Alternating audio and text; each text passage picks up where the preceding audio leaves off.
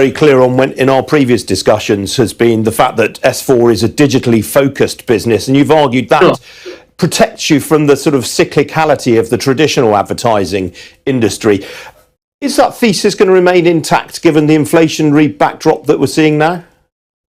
Well, we've had to deal with inflation all the time, and rises in digital wages or labour costs have really been with us for many, many years. So nothing new. The thing that we've seen most is a levelling up, and I think that's to be welcome. Gender diversity, general diversity, particularly in the US, where 70%, North and South America is 70% of our business, and we've seen a levelling up there. So having to deal with rising labour costs have always been something that we've been dealing with in the digital area, which has been growing consistently. The industry has been growing consistently by 20-25% a year. And as you know, we've been growing over the last 2 years by over 60%, last year by 44%, and over 3 years by 100%. That's organic. So we've always dealt with that. The bigger issues, as you well know, if we'd had this conversation 90 days ago, it would have been very different. It's almost a perfect storm at the moment.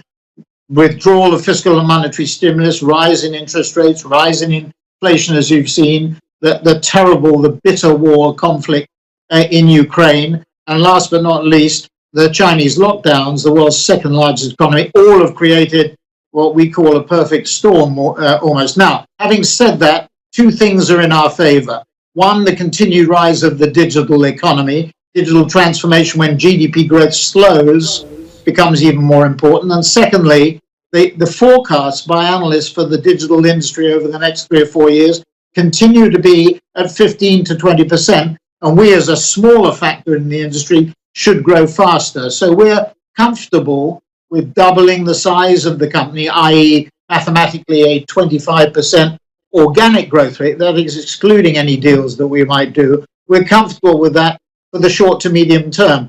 Digital advertising was about 60% of the market last year, growing at around 30%. This year, probably it'll be up at 65%, maybe by 24, 25, 75%. And over those years, digital will continue to grow by 15 to 20%, strongly, even stronger in the US than the rest of the world. Martin, I know you watch the financial markets very, very closely. What do you make of the sell-off that's been going on in tech stocks over the last few weeks? Well, there had to be a readjustment given the factors that I ran through with you just now. The prospects, when you look at our statement on Friday, we believe that the prospects for 22 are pretty good. Worldwide GDP growth will be around 3%. That's much less than the 4 to 5% that we entered the year thinking it was going to be, or the 5 to 6% last year. But 23 will be a different kettle of fish, as we put it. The GDP growth will slow to 1.5 to 2%. And the markets as a whole, the valuations of tech stocks are reflecting two things: the rise in interest rates and the lowering of price earnings multiples as a result of the withdrawal of fiscal and monetary stimulus. Everything is cyclical at the end of the day, and what you're seeing is a reflection of the growing concerns about slowing GDP growth, maybe even recession in some parts of the world economy over the coming years. So it's a reflection of that, Ian, and I think it was a correction that was bound to happen. All right, Martin, we've got to leave it there. Always good to talk to you. Thanks very much indeed for joining me today. Bit of breaking news to bring you now. Sri Lanka has deployed troops in the capital Colombo after government supporters attacked protesters outside the president's office. Protests have been taking place for weeks now amid the country's worst financial crisis since independence.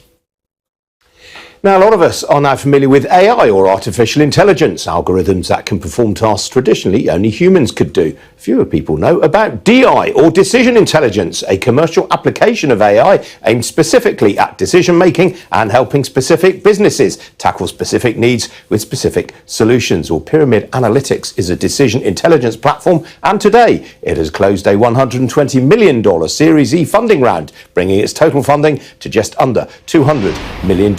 Joining me now is Omri Call. He is the Chief Executive of Pyramid Analytics. Omri, welcome to you. How are you going to be deploying this capital?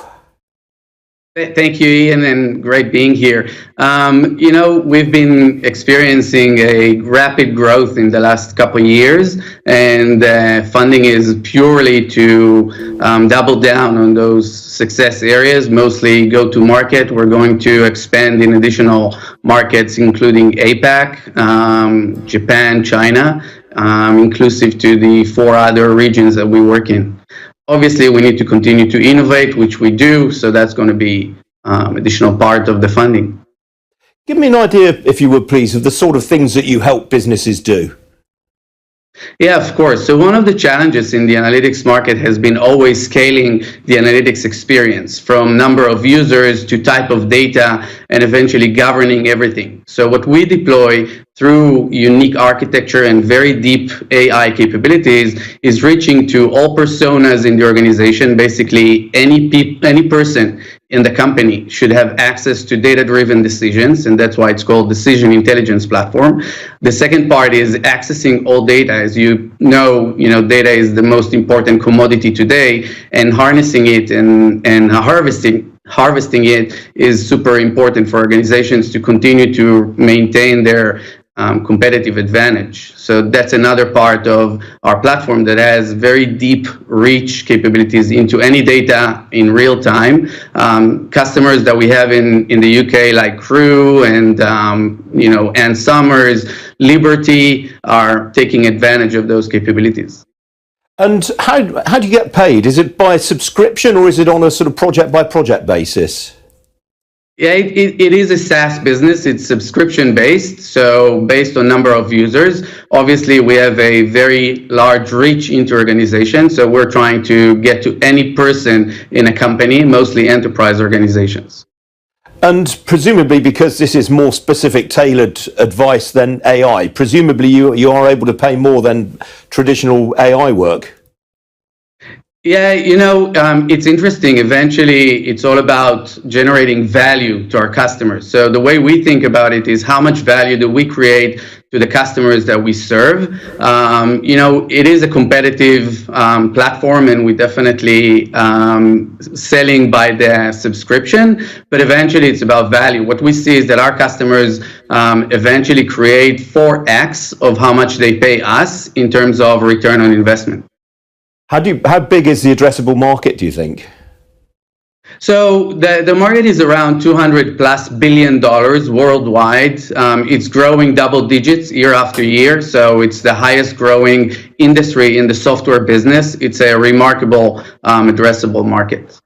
That's extraordinary. And your backers include Sequoia Capital, one of Silicon Valley's best known VCs. They've also participated, I gather, in this latest funding round. How did they get on board in the first place? So Sequoia has been with us since 2013. They're big players in the data industry, specifically in AI, very active. I think that they joined our vision, our roadmap. We are revolutionizing and reimagining the way organizations are using data and leveraging the data that they capture. And Sequoia were extremely big believers and participated in every round we did so far. And the business emerged from the tech hub in Tel Aviv. How did Israel become such a major player in this particular field? There's definitely lots of talent coming out of intelligence units in the army, bringing unique knowledge and know-how that is very difficult to generate in the civil market. And they definitely deliver huge innovation when it comes to leveraging, using, and utilizing data in very, very strategic ways. All right, Omri, we have to leave it there. Lovely to talk to you. Hopefully see you again in future. Thank you. Thank you, Ian. Well, still to come here on Ian King Live. We'll have a look at how global markets are doing this Monday morning. Don't go away.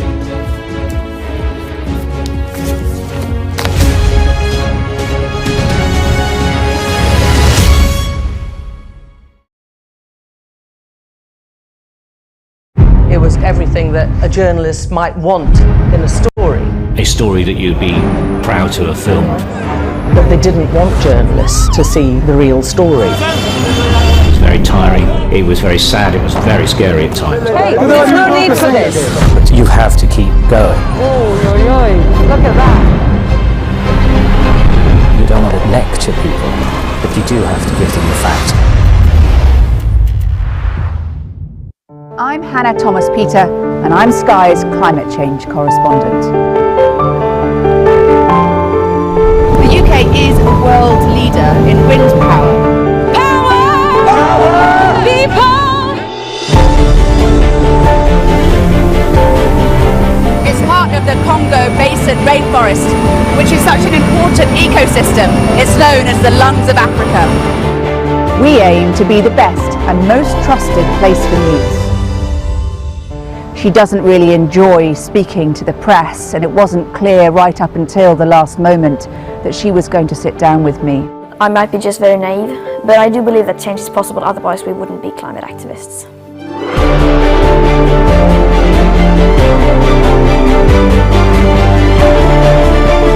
I'm confident for the last 30 years we have known how bad it is. I'm not here to apologize, I'm here to fight for the next step. You can see just the piles and piles of stuff, these sofas and people's desks and children's books, and you can see inside this home here people trying to sort out their home. It's just been devastating. I think everything's at stake. The future of our planet, the future of the beauty around us, the future of you and me.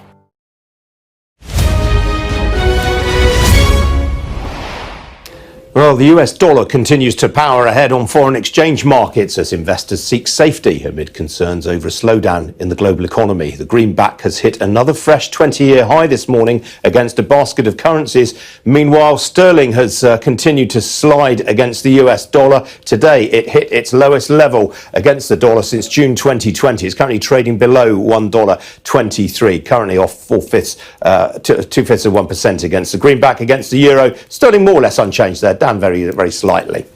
On the equity markets, there was another sell-off overnight in the Asia-Pacific region. Hong Kong fell by nearly 4%, while Tokyo was off by 2.5%, while Mumbai and Sydney also finished lower. Shanghai more or less unchanged. Well, in Europe, markets have also traded to the downside so far today. Here's the current situation. All of the main indices down by between 0.5% and 1% right now. Talking points include the Dutch postal firm PostNL. It's down nearly 14% in Amsterdam this morning following disappointing quarterly results and a profits warning. Well, here in London, the FTSE 100 is also deep in negative territory right now, currently off just under over 4/5 of 1% lower right now, been dragged down mainly by the mining heavyweights, it has to be said. And the biggest percentage fallers, though, Rightmove. I mentioned them earlier on in the programme. The surprise departure of the CEO has taken 5% off the share price this morning. The tech-heavy Scottish Mortgage Investment Trust, that's another big FTSE faller. The share's currently off some 6% following Friday's sell-off on NASDAQ. Not too many specific features for investors to get their teeth into this morning, but outside the FTSE there is a bit more going on. The defence technology group Kinetic, its shares up nearly 7%, as you can see there. That is on comment from one of the brokers, while the oil and gas explorer Energean, their shares are up some 4%, and that is on news of a natural gas discovery in one of the company's sites off the coast of Israel. Well, on the oil price, that's come off the boil this morning as worries have revived over a possible fall in demand from China. A barrel of Brent crude will currently set you back $111.26 a barrel. That is off exactly 1%. Well, joining me now is the head of UK equities at Schroders, Sue Novka. Sue, welcome to you. Mentioned the dollar just now. I mean, in theory, this should be quite good news for the FTSE 100, given the dominance of dollar earners in the index. That's right, Ian. So within the FTSE 100, about 75%, 3/4 of revenues are actually sourced from outside of the UK, and a large chunk of that will be US dollar. So when sterling's weak against the US dollar, that helps their earnings, and generally it can improve their valuations as well. So typically that's been a good support for larger cap stocks, and we've seen those areas of the market actually be pretty resilient in what's been a tough start to markets in 2022. Well, you mentioned tough start. Yeah, I mean, the last few weeks in particular have been pretty lousy. I mean, obviously, there's a good deal of hawkishness around from central banks everywhere. Is the market getting a bit too carried away with the pace and size of interest rate rises around the world? It's tough to say. It has been a big step change from what we've experienced in recent years. This move to tightening monetary policy, both in terms of putting interest rates up and also... PR Interventions amplifies yours. Organized products and categories. Welcome to Gabby Dave Global. We are a UK-based online e-commerce store, the first of its kind with license to trade in African products.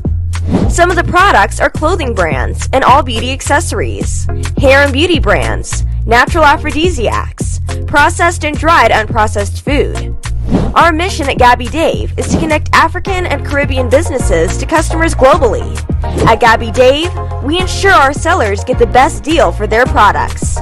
We are not just here to help you reach a wider audience. We are also a distribution center to support business growth by fulfilling orders to your customers from our warehouse, making sure customers receive their products on time. We are inviting all Black-owned businesses to trade on our platform because we strongly believe Africans have a unique brand the customer would appreciate globally. So get in touch today and let us make your product and business go far. Here are some of the benefits of using Gabby Dave Global. User-friendly platform, track your shipment, online support, transparent process, multiple SKUs, multiple products, a platform that encourages manufacturers as well as traders. Our marketing and PR interventions amplifies yours. Organized products and categories for easy access and navigation. Access to global community, especially within UK and Europe.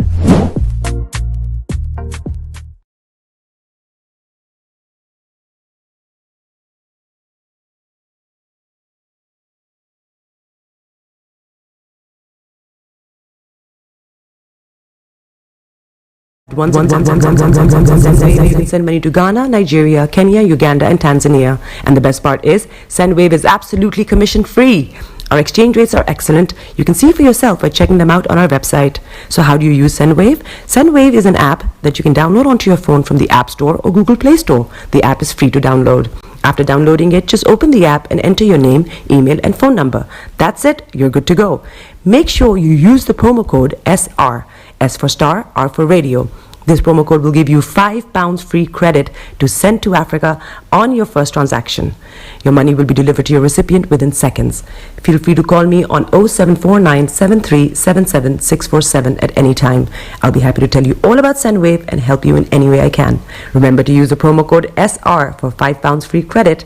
Medasse. Hi everyone, it's your girl BB Clement, the author of How to Go From Employee to Entrepreneur and the host of your weekly business show, BB Means Business, the show where we discuss everything you ever wanted to know about business but you were afraid to ask. How do I start my business?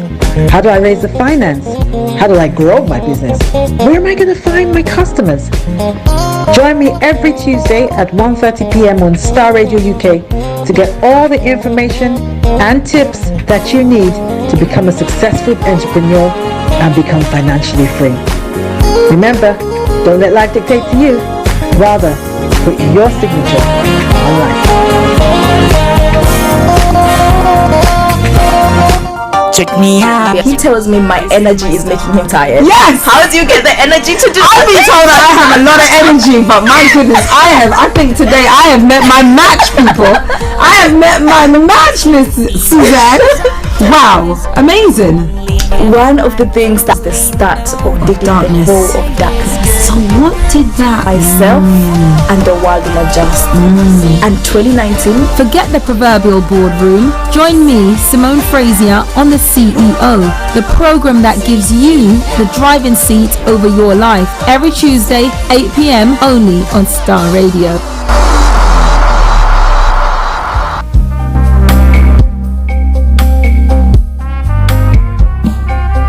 Are you looking for the fastest, reliable, and trustworthy door-to-door shipment company? Well, look no further. When was the last time your family received a shipment back in Ghana on time and in time? You are not sure? Well, Lamb Shippers, we pride ourselves with being the fastest, reliable, and trustworthy shippers you can use. You are assured of a prompt pickup anywhere in the UK by our personnel. They also make sure your items are well packaged to get to its destination in time. When it comes to door-to-door shipment, look no further. Well Lamb Shippers, contact us on 07939009321 or 07498911820, or you can visit our website www.welllamp.co.uk.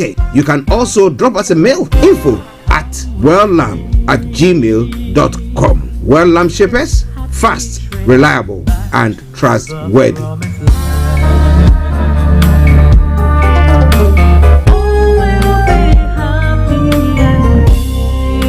Getting onto the property ladder has never been easy until now. Join us this and every Thursday from 7 p.m. to 8:30 p.m. live on the Property Hour Show on Starr Radio UK, where we talk to mortgage brokers, property developers, estate agents, landlord, tenant, property consultants on how to invest or get into the property business and make money. You can't afford to miss this. The Property Hour Show is your best source into the property industry. Hi there. Are you dreaming of owning your own house in Ghana?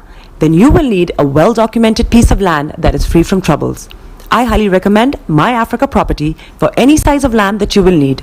With My Africa Property, lands are available in Pram, Sopoli, Tohenia, Ogome, Dodova, Winneba, and many other locations at affordable prices. These locations are about an hour away from the airport, only 35 minutes from the motorway, 10 minutes drive from Central University College, 10 minutes drive to the beach, and close to Pram Senior High School and Ghana Men's Soccer Center of Excellence. For more details, visit our website www.myafricaproperty.com or call our UK office on 0208 123 2523. For our US and Canada offices, call us on +1 585 184 994145. You can also email us at ghana@myafricaproperty.com. Turn it on. Turn it up. Show them you got the Coco set. Ladies and gentlemen, it's your boy Harry Song, aka Mr. Songs. This is the Kingmaker Baba for the girls. We're here. This is Starr Radio. Don't go nowhere. UK, London. We they call them London for home. For here, we they call them London. And that's how you know. Just have fun and stay blessed. Hi there, this is CJ Buckman, your life coach. And whenever I'm in London, I listen to Starr Radio UK right here. But guess what? You can listen to wherever you are. All around the world. In your car. At work. At home. On your smartphone. Broadcasting worldwide, online 24/7. Starr Radio UK. Are you ready to turn it up? 10, 9, 8, 7, 6, 5, 4, 3, 2, 1. Smile, though your heart is aching. Smile even though it's breaking. When there are clouds in the sky, you get by. If you smile through your fear and sorrow, smile and maybe tomorrow you find that life is still worthwhile if you just smile. Hey, this is Archie and you are listening to Starr Radio UK and the Morning Show.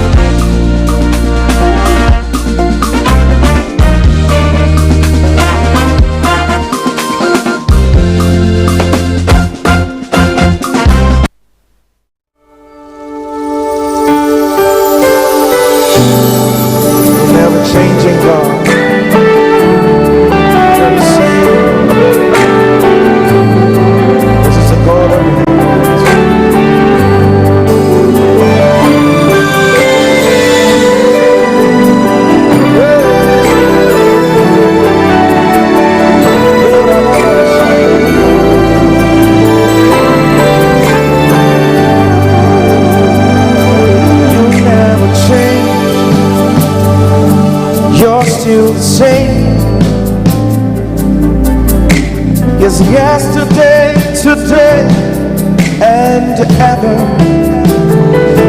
You're not a man that you shall lie before. Yes, you're an amen forever. Utim hoda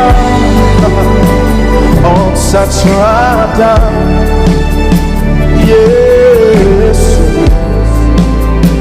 Utim hoda, oh my, Utim hoda on satrada. Yes, Utim hoda, you never change. Well, I say a massive good morning, good afternoon, good evening, good dawn to you wherever you might be on planet Earth. Yesterday. Those of you on other planets as well, I want to salute each and every one of you and say welcome to the world and welcome to Starr Radio UK, your favorite African and Caribbean radio station in the whole wild world. Today is Monday, the 9th day of May, the year 2022. The time now 10:41 from the hearts of London. One more time. You never change. Of course, the Monday edition of the morning show. But do me a massive favor, share the broadcast with your friends and loved ones and invite them to like our pages. Let me say special good morning to my colleagues, Mr. Frank Davids, Mr. Olaimi Koiki, Kojo D, and the one and only HRH Linda Pallien all the way in Cyprus. To my able producer, Mr. Francis Guy, I say massive good morning to you all. Playing in the background something from Cici Baidu saying Utim Hoda, Cici Baidu and the Crafted Nation. Well, Jesus never fails or never changes whatever situation that you find yourself. Remember the word of God that has come unto you. His word is sure and amen. Okay, on that note, let me say welcome to you all. Massive good morning to you, Felix. Mr. Kofi Ali Abdul Yakin, massive good morning to you. Dr. Morton, I salute you all. You're still the same. Mr. Kate Yosen, wherever you are, massive good morning to you. Today. And all those who have been reaching out to me. Yes, I salute each and every one of you. That you shall lie. Mercy Selen and Kuma, wherever you are, massive good morning to you. It was nice to hear from you. Pastor Theodora in Oxfordshire, I salute you, Peligate Church. And to all you wonderful people, I salute you all.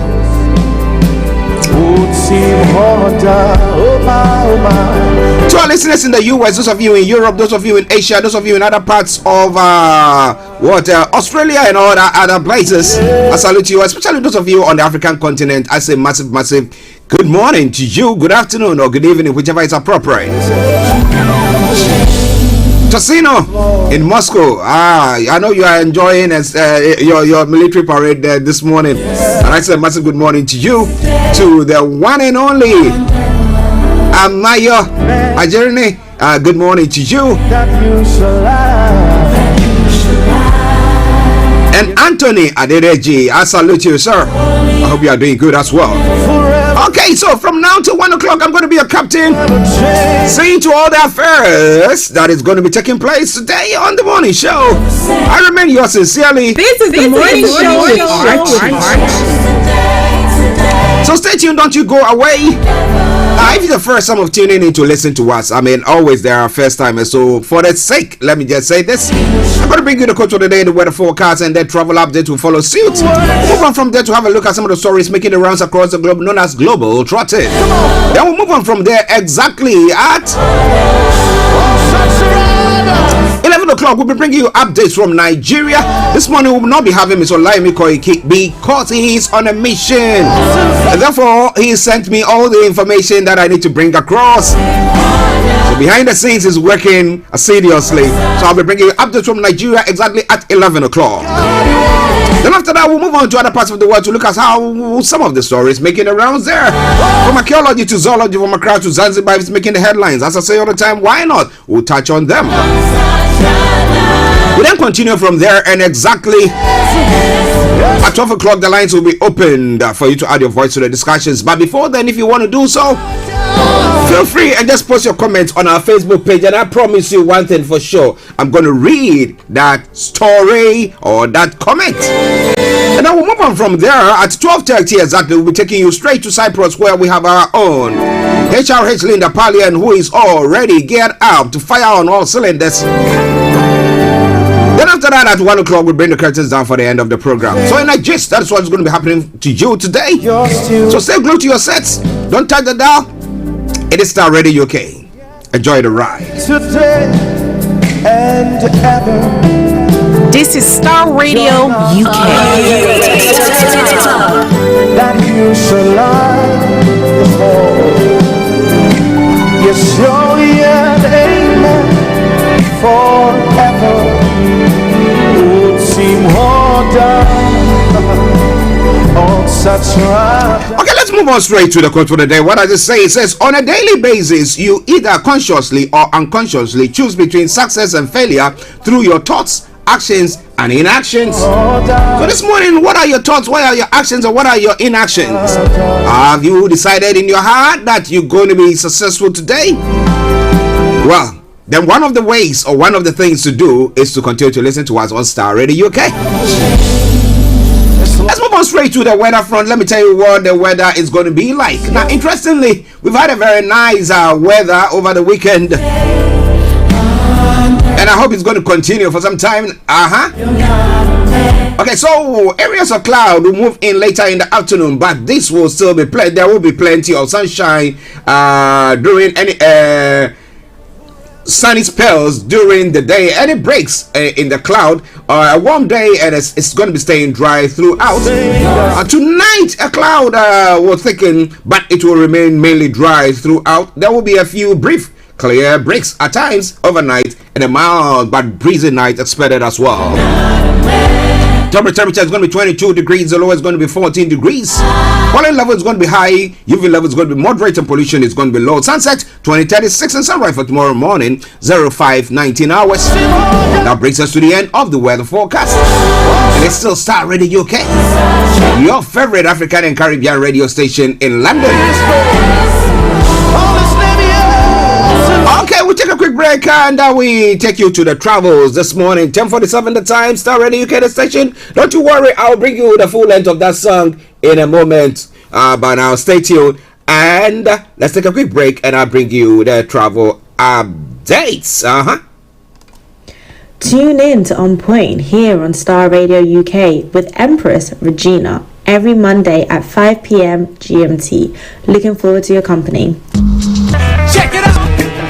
Keep your eyes on the road. Anything that you never keep your eyes on the road. This is Starr Radio UK. Now keep your eyes on the roads, keep your eyes on the roads. I'm keeping updated. I promise I'll be on the Starr Radio UK travel update that comes your way every weekday from 10:40. It's now 10:48. So what is happening on the travels this morning? Yes, apart from the Northern Line that's got park closures until mid-May, all the others have got good service. TFL Rail, DLR, London Tram Link, London Overground, DLR, good service there. And let's move on straight to the major roads in London. Yes, A4 has got closures, Central London Red Route closures, and A41 has got serious delays. If you can avoid them, do your best to do so. And this all coming your way from Starr Radio UK. Moving on straight to the river bus this morning. On the river bus, the Woolwich Ferry, apart from it, all the others have got good service there. Woolwich Ferry, special service. Now keep your eyes on the roads, keep your eyes on the roads. I'm keeping navigated, I promise. Our bond. Now on the final segment of the travel update, that's the National Rail. That's what is happening there. Now Avanti West Coast has got minor delays. Heathrow Express, Thames Link, and Transport for Wales, minor delays there as well. Now First Transpennine Express has got, and ScotRail have all got special service. That aside, all the other lines, good service there. So on that note, once again, let me say good morning, good afternoon, good evening, good dawn to you wherever you might be on planet Earth. Enjoy your commute for today, but you know what? Continue to keep those eyes on the road. Tune in to On Point here on Starr Radio UK with Empress Regina every Monday at 5 p.m. GMT. Looking forward to your company. Hi guys, this is your friend Uruj from SendWave. SendWave is a money transfer app that is used by people all over the world to send money to their loved ones in Africa. With SendWave, you can send money to Ghana, Nigeria, Kenya, Uganda, and Tanzania. And the best part is, SendWave is absolutely commission free. Our exchange rates are excellent. You can see for yourself by checking them out on our website. So how do you use SendWave? SendWave is an app that you can download onto your phone from the App Store or Google Play Store. The app is free to download. After downloading it, just open the app and enter your name, email, and phone number. That's it. You're good to go. Make sure you use the promo code SR. S for Star, R for Radio. This promo code will give you £5 free credit to send to Africa on your first transaction. Your money will be delivered to your recipient within seconds. Feel free to call me on 0749 7377 647 at any time. I'll be happy to tell you all about SendWave and help you in any way I can. Remember to use the promo code SR for £5 free credit. Medasse. Hi everyone, it's your girl BB Clement, the author of How to Go From Employee to Entrepreneur and the host of your weekly business show, BB Means Business, the show where we discuss everything you ever wanted to know about business but you were afraid to ask. How do I start my business? How do I raise the finance? How do I grow my business? Where am I going to find my customers? Join me every Tuesday at 1:30 p.m. on Starr Radio UK to get all the information and tips that you need to become a successful entrepreneur and become financially free. Remember, don't let life dictate to you. Rather, put your signature on life.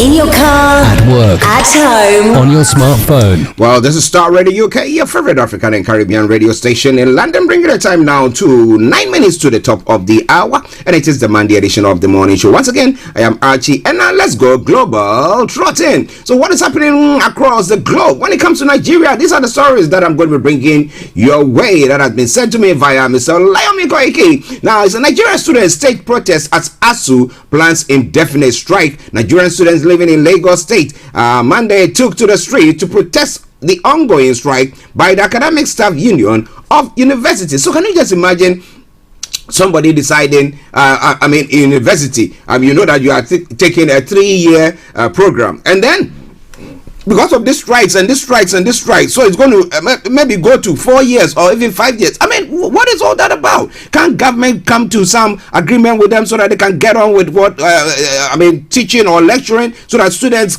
people's life can go on? Or is it because when it comes to Africa, we don't care about time? We don't respect time. We don't see anything. I mean, when it comes to wasting of time, what do you think? We'll be looking more into that once we come on to bring you the update, the details of it. We'll take directives from Ogwanyi, says delegates. Those are some of the stories making the round from the PDP primaries, and then some other story as well.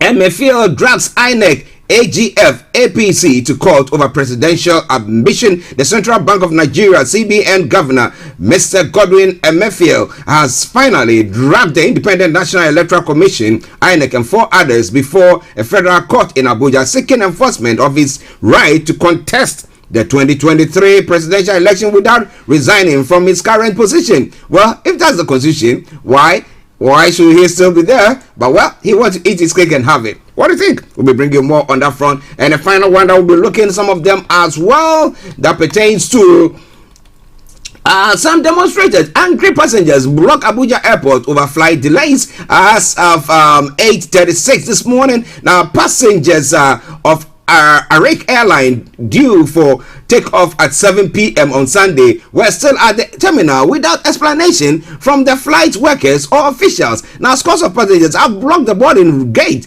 of Nnamdi Azikiwe International Airport in Abuja following the delay in their flights. Well, people are taking the laws into their own hands. Yeah, stand up for yourself. People will not stand up for you. What do you think? A lot more going to be coming your way from Nigeria once we come back. Now, moving on to some of the stories making the rounds in other parts of the world as well. In Ghana, youth unemployment, terrorism in Sahel can disrupt Ghana's political stability. That's a security report that is coming through. And how true is that? How true is that? And so, in some other stories as well, democracy must move beyond ballot box. Who is speaking? That is Ashanti Hene. And I know I lined up a song earlier on that I'll be bringing you during the course of the program from the Zogo Man. He says, use the ballot box. But Ashanti Hene is saying that, Ashanti Hene said to the second has said, democracy in Africa should not be all about the ballot box. He said, no system of governance will survive in Africa unless it was deeply rooted in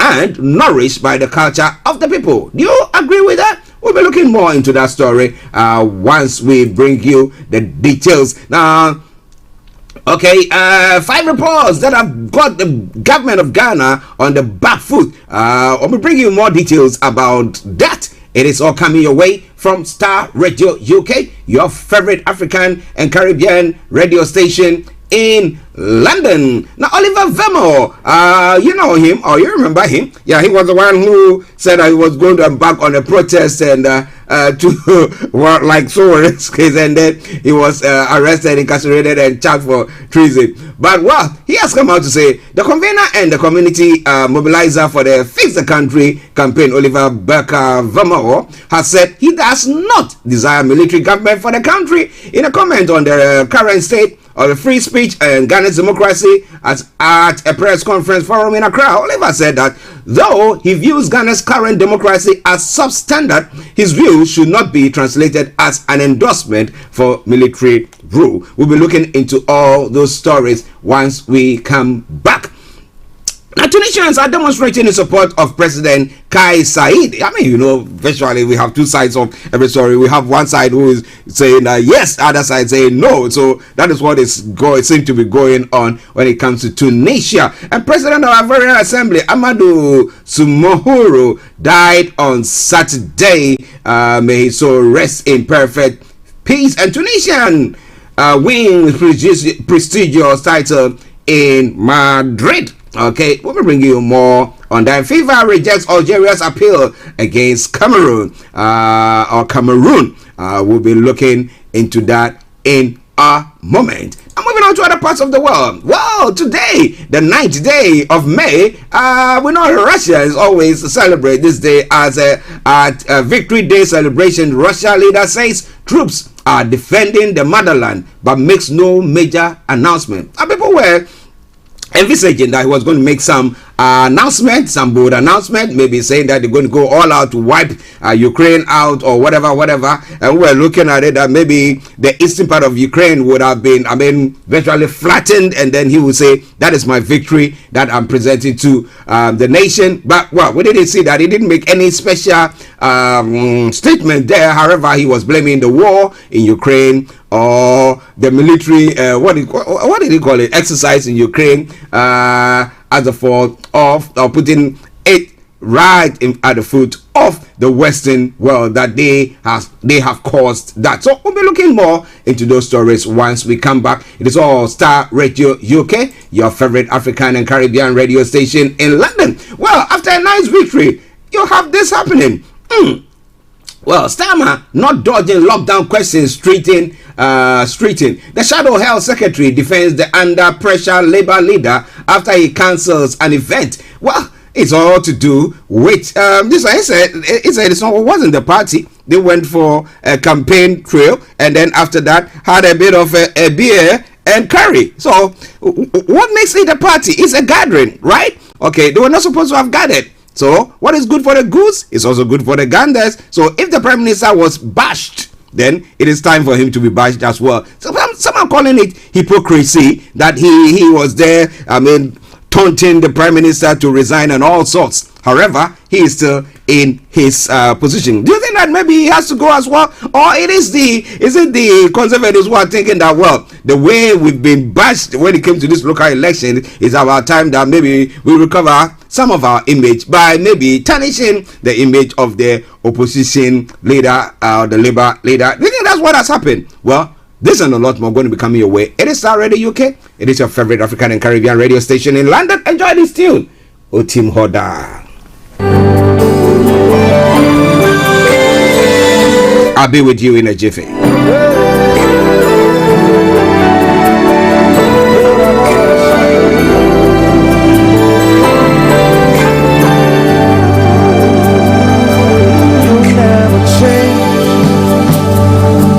You're still the same.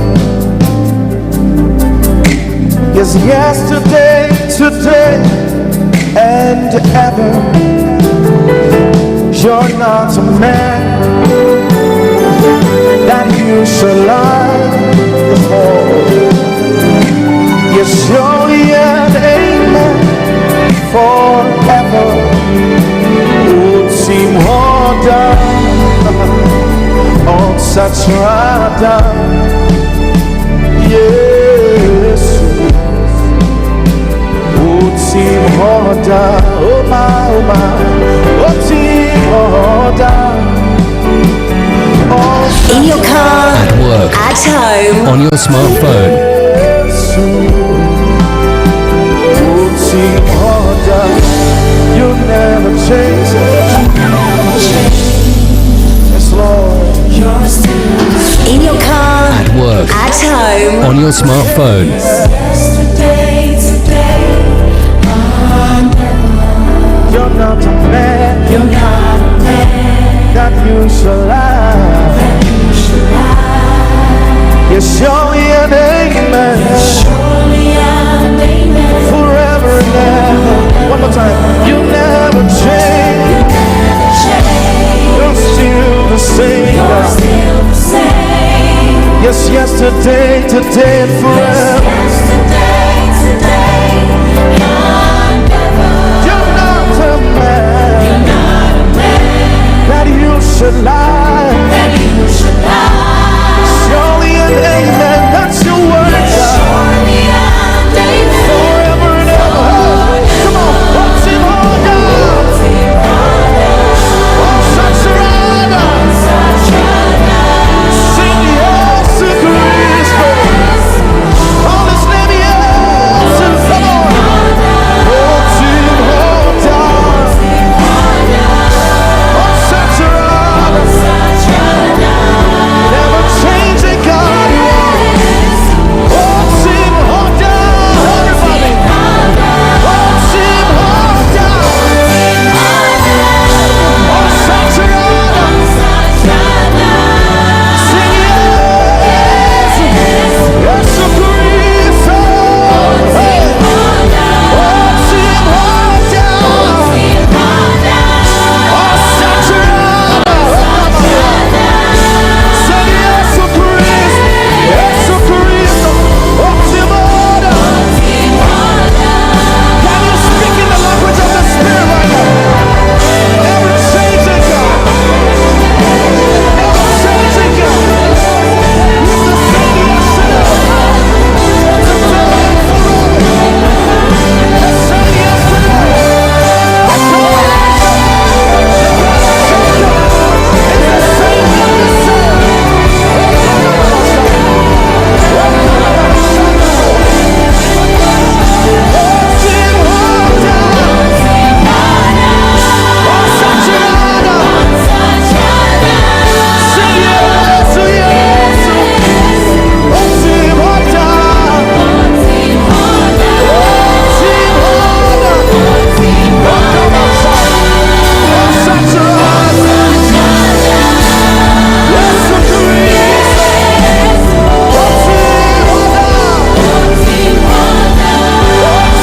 In your car, at work, at home, on your smartphone.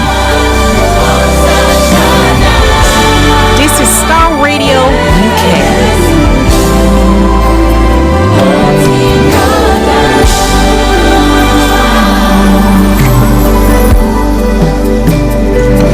Okay, that means he changed not. He is as it is. As it was yesterday, so he will be today, and tomorrow he will be the same. So if he's promised you, he's giving you his word. His word is yes and amen. So I hope that you've enjoyed that tune. Every word that you're speaking over your life. From Zizi Baidu and the Crafted Nation. Okay, it is Starr Radio UK. Let's take a commercial break. We come back, and then I'll bring you updates from Nigeria. Stay tuned and don't you go away. Welcome to Gabby Dave Global. We are a UK-based online e-commerce store, the first of its kind with license to trade in African products. Some of the products are clothing brands and all beauty accessories, hair and beauty brands, natural aphrodisiacs, processed and dried unprocessed food. Our mission at Gabby Dave is to connect African and Caribbean businesses to customers globally.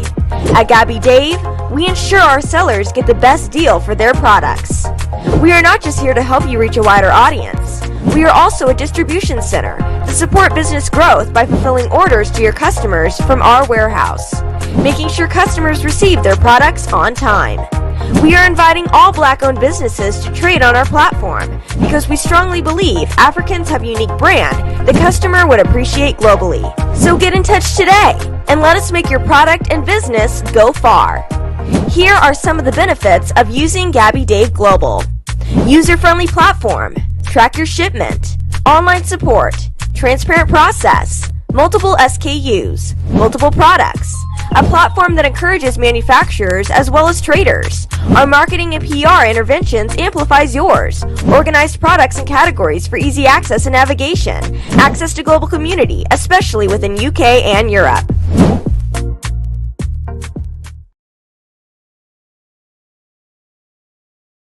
Welcome back to the program. It is Starr Radio UK and it's your favorite African and Caribbean radio station in London. You have a product or you have a service that you want to advertise, feel free to get in touch with us on Starr Radio UK. We've got our worldwide reach and we will be able to send your message wherever it has to go. So make sure you find time and get in touch with us on Starr Radio UK, and I promise you we're going to do so. It's now 6 minutes past the top of the hour. It is a Monday edition of the morning show. I am Archie and now it's time for us to bring you updates from Nigeria. As I said earlier on, Mr. Lami Koiki is caught up in doing some busy shadows behind the scenes and therefore has sent me this update that I'm going to be putting across to you this morning. So wherever you are, don't you touch the dial. Yes, I will bring you all that you need to know when it comes to the updates from Nigeria. But if you want to post some of your comments or whatever you want to do there, feel free and post your comments, and I promise you, hand on heart, that I'm going to read that story out. Okay? It is Starr Radio UK. It is your favorite African and Caribbean radio station in London. Okay, so the first story that I did bring across later on, Nigerian students, earlier on, my apologies, Nigerian students stage protests as ASU plans indefinite strike. The story says that Nigerian students living in Lagos State on Monday took to the street to protest the ongoing strike by the Academic Staff Union of University, that's ASU. Now, this is coming after a viral tweet shared by ASU on their official Twitter accounts on Sunday. Reads, #breaking ASU NGN ends. Warning strike tomorrow. The Academic Staff Union of Universities will end its warning strike tomorrow.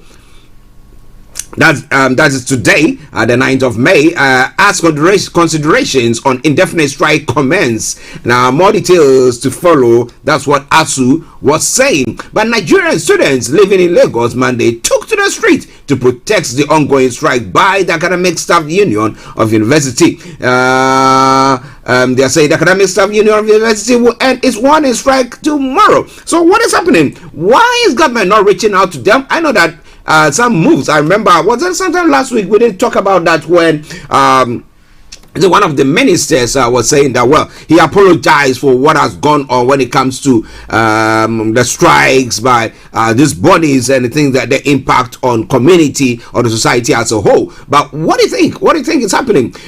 Somebody saying that government should reach out to them. Now, when it comes to things like that, you have to come to compromise one way or the other. You know, interestingly, what we see here when it comes to Africa is that we see our leaders maybe the increasing their wages or salaries or their pegs that they take in office, they'll be increasing that. However, when it comes to the workers, okay, there's no. But you are the ones getting all the big fat checks. You are the ones getting all that payment, and you think that you need more.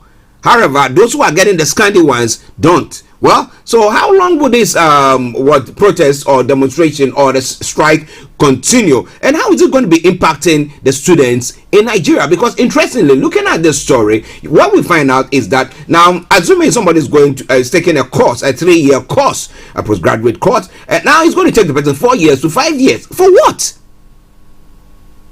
For what? But well, this is what happens in Africa, because it looks like at times when people are making noise about things, some take it to be more political than people expressing how they are feeling itself. I mean, what is pinching them itself. So that's one of the stories making the rounds there. Okay, now moving on to some other stories making the rounds still in Nigeria. Okay, we know that the election is going to be coming through pretty soon. We have about 275 or 77 days, 77 or 75 days before this election takes place. But will it take place in 2023 or 2? Well, ahead of the primary elections of the People's Democratic Party, the statutory and ad hoc delegates from Enugu West Senatorial District on Sunday assured Governor Efeanyi Ogonye of maximum support. They said they were behind him and would vote according to his direction in the selection of PDP candidates for the 2023 general election in Enugu.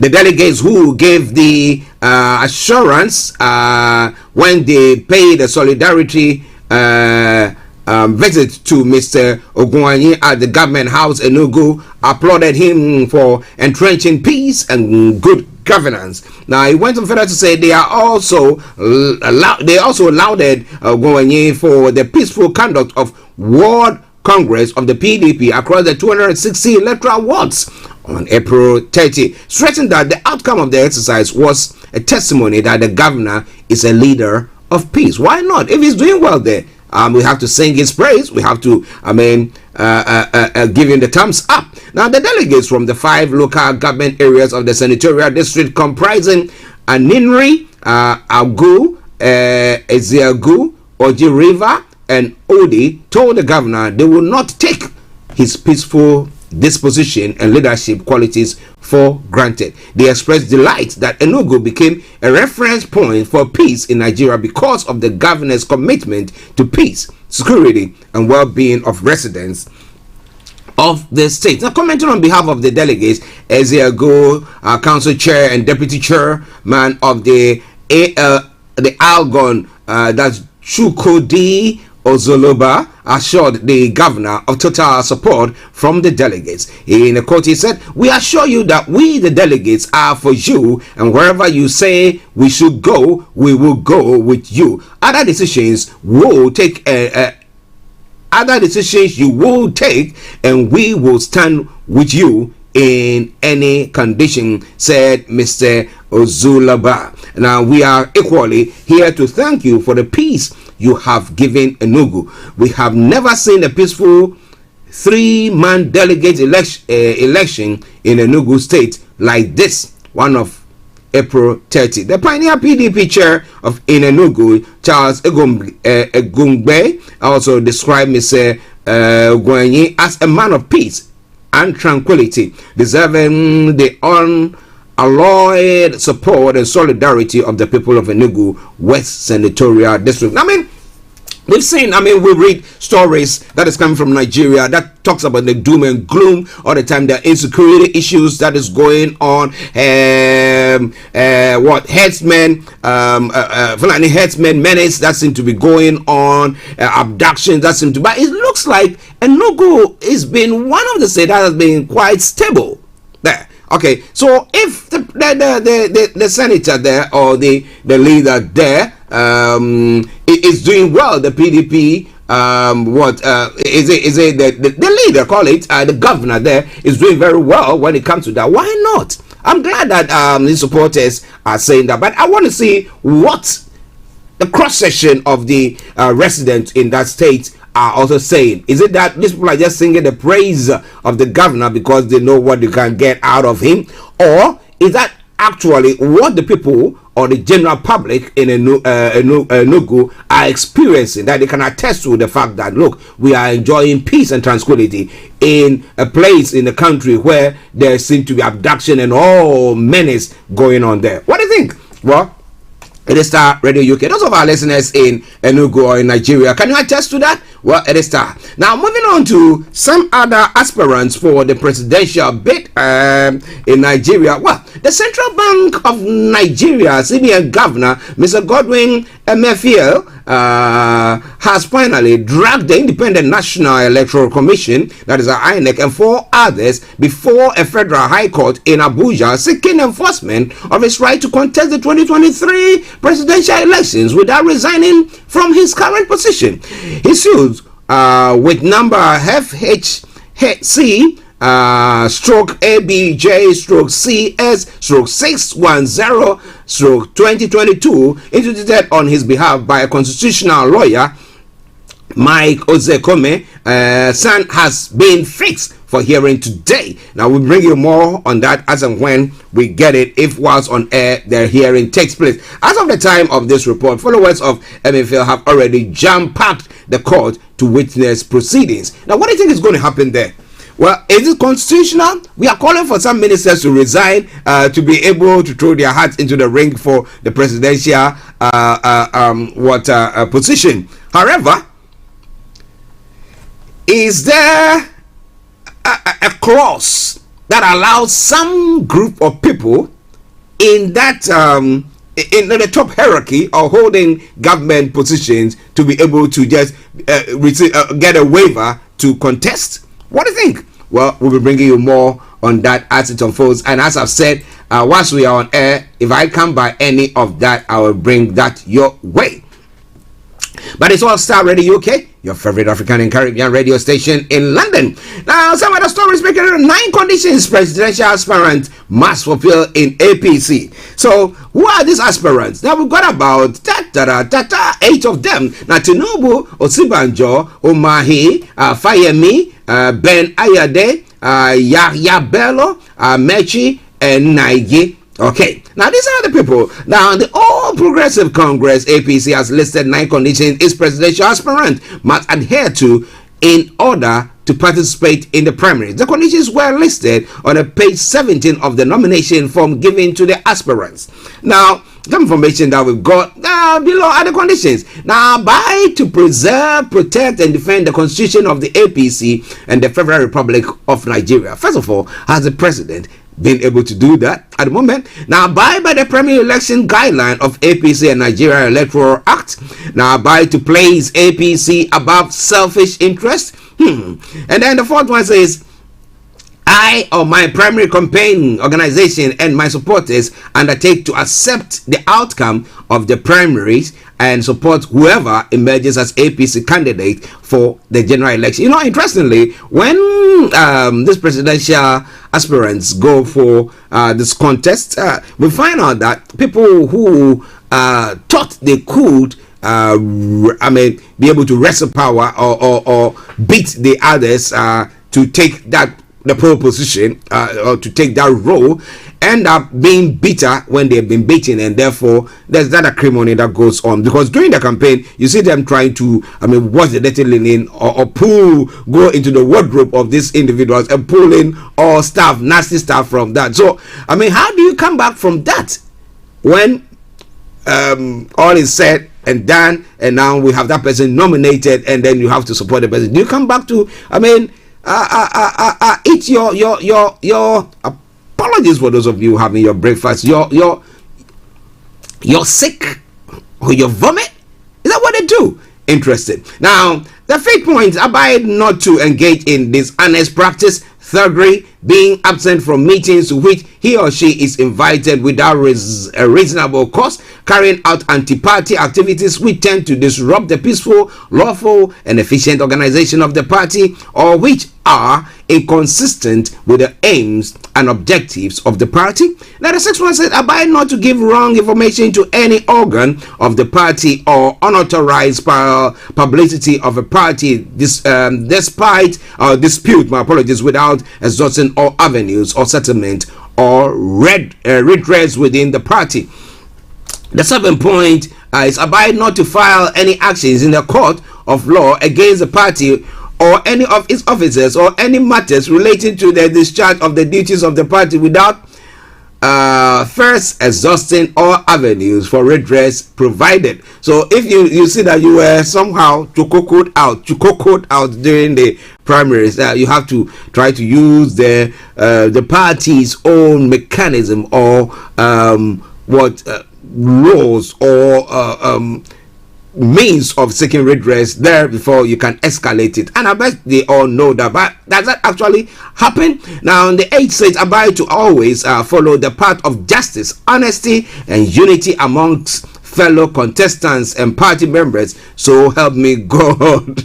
Now, the 9th one says, abide not to factionalize or create a parallel Congress election or party organ at any level. So if people who are disgruntled, they come out disgruntled after such a campaign, decide to, with whatever has happened, they decide, okay, to hell with you, or I want to now get out of there and form my party. Because behind the scenes we have people who are pulling the strings. We have the big hooks who seem to be pulling the strings, making sure that their candidates are fielded or win. Virtually inducing people to vote for them. So if somebody could see all that thing happening, now what do you think they will have to, or what do you think they will do on that front? Well, it's going to be an interesting one, but it's all coming your way from Starr Radio UK. Now, one story from the IPOB or the Biafra area.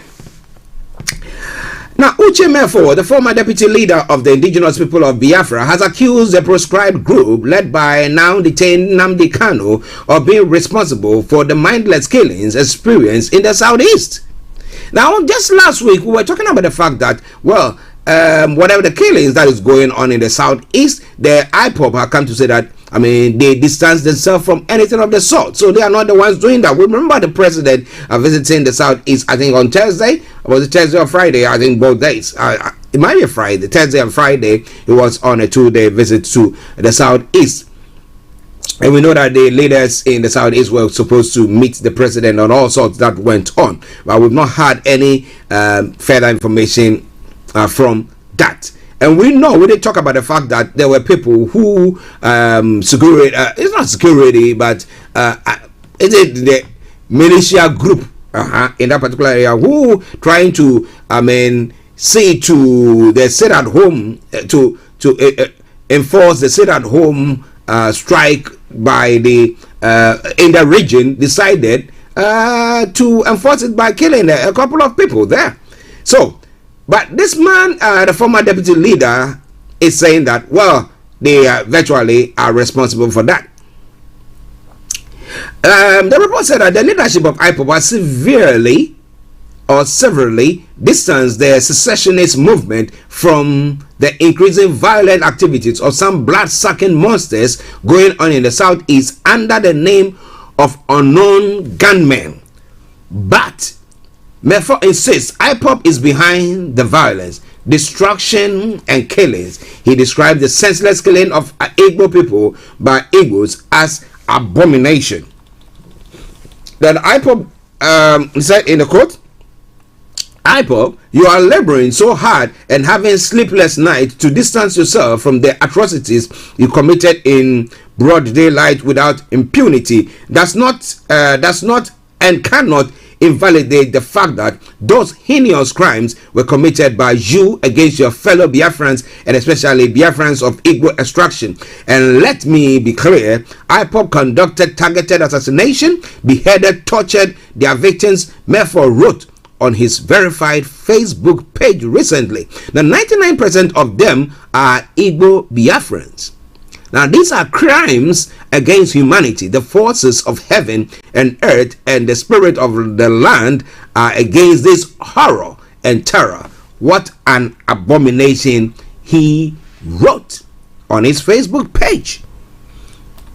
Now, there is a saying in the Ghanaian adage that if the is it the crocodile or I've forgotten, and one of the reptiles in the alligator comes from underneath the sea to tell you that the crocodile has died. You don't doubt that, because this is one the one that they live together there. But this is a former deputy of the IPOB who has come to say that. Now, how true is that? Is that what is happening? So the killing that goes on in the southeast, is it the unknown gunmen? Are they from the IPOB? Or are they sympathizers of the IPOB? Well, I think they have to call them to order if that is what is happening there. Because once that goes on, you lose the support of your own people. And if you lose the support of your own people, what will you do?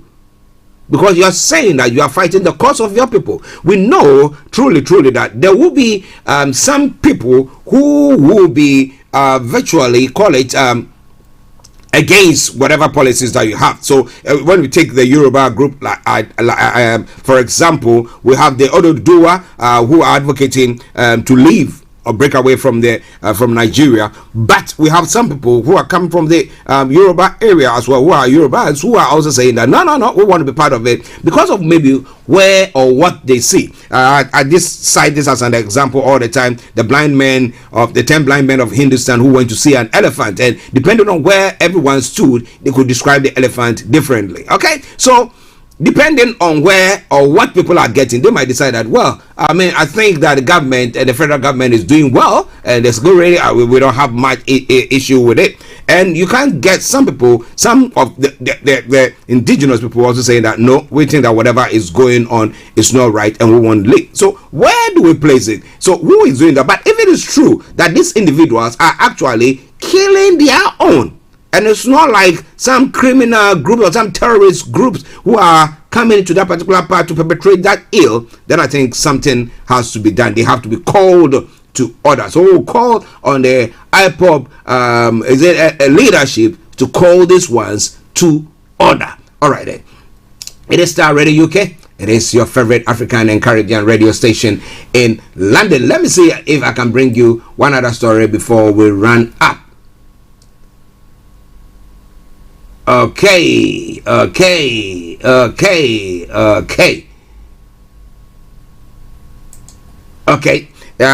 One issue pertaining to fuel. The NNPC has assured of adequate supply amidst growing queue in Abuja. The Nigeria National Petroleum Company Limited has assured motorists that there is enough premium motor spirit, that the PMS, otherwise known as petrol, to go around in the Federal Capital Territory. This is even as queues continue to increase in virtually all available petrol filling stations across the nation's capital, with many stations closing shop for lack of products. In a statement, Gababdeen Mohammed, Group General Manager, Group Public Affairs Division of the NNPC Limited, urged motorists not to engage in panic buying as supplies are adequate. I know leaders will always say supplies are adequate so that people will not panic buy, but at times you see that, and it's behind the scenes you find out that, well, it's not as they are saying. Independent reports from Nanya access to oppose resettlement down the Kubwa Day Expressway. There are long queues, with motorists lamenting the return of fuel scarcity in the capital city. This is a country that is it the fourth or the fifth in the world when it comes to petroleum or crude oil, where the refineries cannot actually refine enough for the country. Interesting. What kind of people are we? Well, it is Starr Radio UK. Before we run up, the updates from Nigeria. Well, interestingly, those who were trying to travel by air since yesterday have been in the airport, and as at 8:36 this morning, passengers of the Arik airline due for takeoff last night 7 p.m.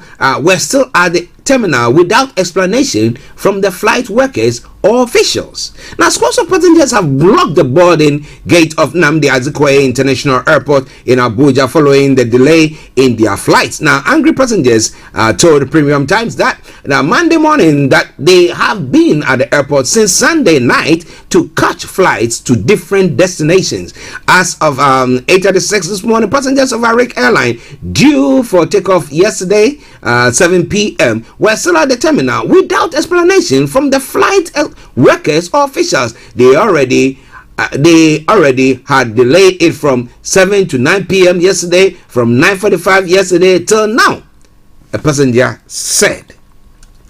Now, pictures made available showed that many of the passengers had an uncomfortable night at the airport, as chairs within the airport served as mattresses for scores of them. Now, you know that if this part of the world, then people, the airline will have to get accommodation for these individuals, getting them hotels to go and wait in there. However, when it comes to Africa, whether the client or the customer's right is thrown out of the window is one thing that I don't know. The airlines, however, reversed their decisions Sunday evening. Behind the reversal, some airlines like Ibom Air and Dana had said they will not be joining their colleagues to suspend operation. Airline operators in a letter on Friday announced plans to suspend operations from Monday over high costs of jet fuel and other operational costs. So why did you sell tickets to these individuals for them to plan their journeys? If you say you're not going to do it, just buy it. Let them not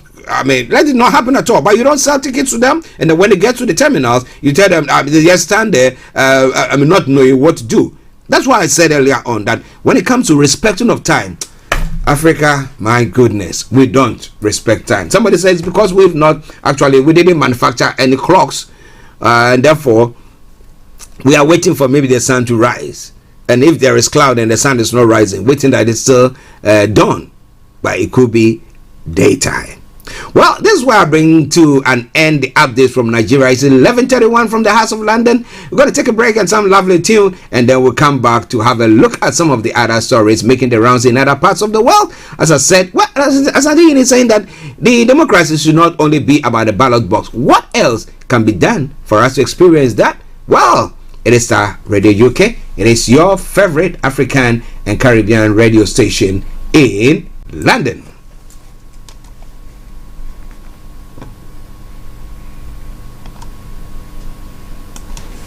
Tune in to On Point here on Starr Radio UK with Empress Regina every Monday at 5 p.m. GMT. Looking forward to your company. Hi guys, this is your friend Uruj from SendWave. SendWave is a money transfer app that is used by people all over the world to send money to their loved ones in Africa. With SendWave, you can send money to Ghana, Nigeria, Kenya, Uganda, and Tanzania. And the best part is, SendWave is absolutely commission free. Our exchange rates are excellent. You can see for yourself by checking them out on our website. So how do you use SendWave? SendWave is an app that you can download onto your phone from the App Store or Google Play Store. The app is free to download. After downloading it, just open the app and enter your name, email, and phone number. That's it. You're good to go.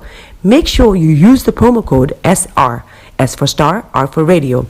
This promo code will give you £5 free credit to send to Africa on your first transaction. Your money will be delivered to your recipient within seconds.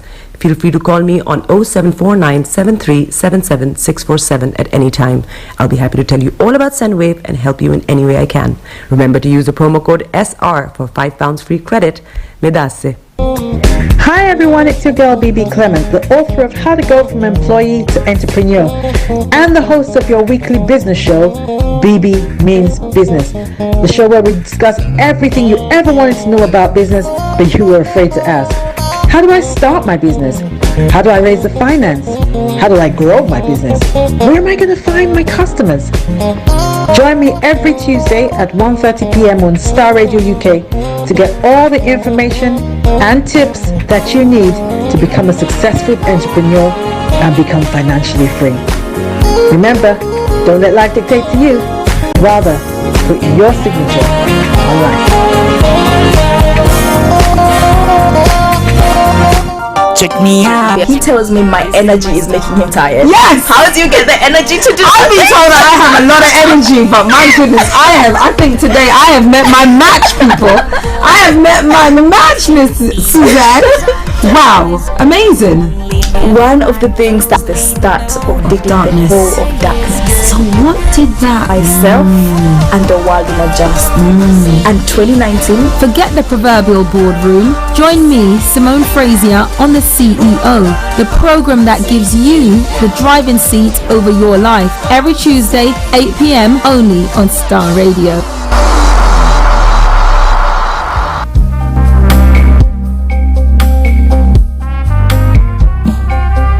Are you looking for the fastest, reliable, and trustworthy door-to-door shipment company? Well, look no further. When was the last time your family received a shipment back in Ghana on time and in time? You are not sure? Well, Lamb Shippers, we pride ourselves with being the fastest, reliable, and trustworthy shippers you can use. You are assured of a prompt pickup anywhere in the UK by our personnel. They also make sure your items are well packaged to get to its destination in time. When it comes to door-to-door shipment, look no further. Well, Lamb Shippers, contact us on 07939009321 or 07498911820. Or you can visit our website www.welllamp.co.uk. You can also drop us a mail, info@welllamp@gmail.com. Well Lamp Shippers, fast, reliable, and trustworthy.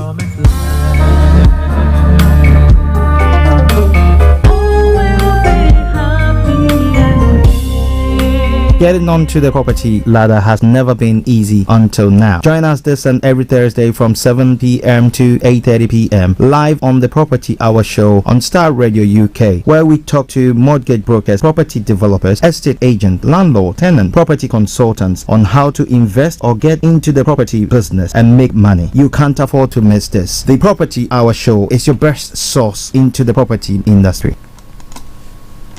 Everywhere you go, Afrobeat reggae dancehall taking over. Everywhere you go, Afrobeat reggae dancehall taking over. Yo, what's up, people? This is a boy Raskin Bobo One.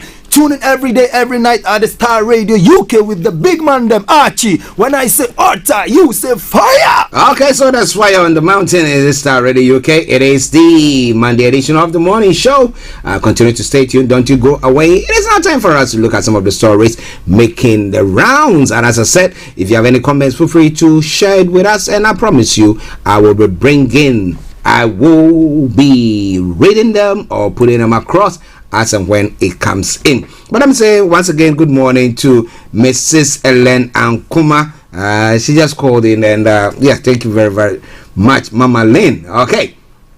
All right, so let's crack on to some of the stories making the rounds. As I said, I'll be watching. So if we have the ruling from the court hearing as to whether the governor of the central bank will be able to contest for the presidential bid whilst he still remains to go through the primaries whilst he still remains governor of the central bank. We'll be looking at that. Okay, but moving on straight to some other stories making the round from Ghana at 11:37. The Asante-Hene Otumfuo Osei-Tutu II has said democracy in Africa should not be all about the ballot box. He said no system of governance will survive in Africa unless it was deeply rooted in and nourished by the culture of the people. Now, delivering a lecture at the University of Memphis in the USA last Thursday, Asante-Hene said it was refreshing that Ghana was evolving in convergence between traditional authority, giving the state its cultural roots, and the essential structures of the modern democratic state. Now, it is still, my apologies, it is still work in progress, but we are happy and proud of the acknowledgement both nationally and internationally of the traditional rulers' role as critical support mechanism for the sustenance of democratic order, he said. The lecture was part of the activities lined up for the Asante-Hene, who is leading a delegation to attend the 44th Memphis in May International Festival, which this year is devoted to celebrating Ghana. That's a good one there. Dr. Osei-Tutu, who spoke on the topic challenges in U.S. and Africa relations, said Ghana was on the right path in democratic governance and deserved the full support and collaboration from the United States. Now, we have a vibrant media to hold authority to account. But the question is, really, it was only last week that we had that report coming in about the press freedom there, and we see that Ghana is tumbled from its place of 30 to 60. Okay, now wearing an elegant kente cloth and adorned in gold ornaments, its entry to the Rhodes Theatre at the university saw the gathering, which included academics, students, university administrators, and the Ghanaian community rise to their feet to welcome him. He also received a standing ovation after delivering the 25-minute lecture. Now, 2482 called for greater understanding between Ghana and the United States in their engagement to enhance the relations between the two countries. He posited that creating understanding among the youth was the surest way to secure the future of the world. He said that was why he had made it a policy to seek to engage the youth in an educational setting anywhere he went in the world. It is only right that we make the most of opportunity to foster greater understanding as a contribution to the enhancement of relations between the peoples of our countries, he stated in a quote. He said, continuing by saying, I look forward to initiating collaborations between the University of Memphis and the Kwame Nkrumah University of Science and Technology in Kumasi. He said, when it comes to Black Star, that's what he said. Ghana, rightly so, had been referred to as the Black Star of Africa and had proved to be the heartbeat of the continent. However, that's what he noted that freedom did not lead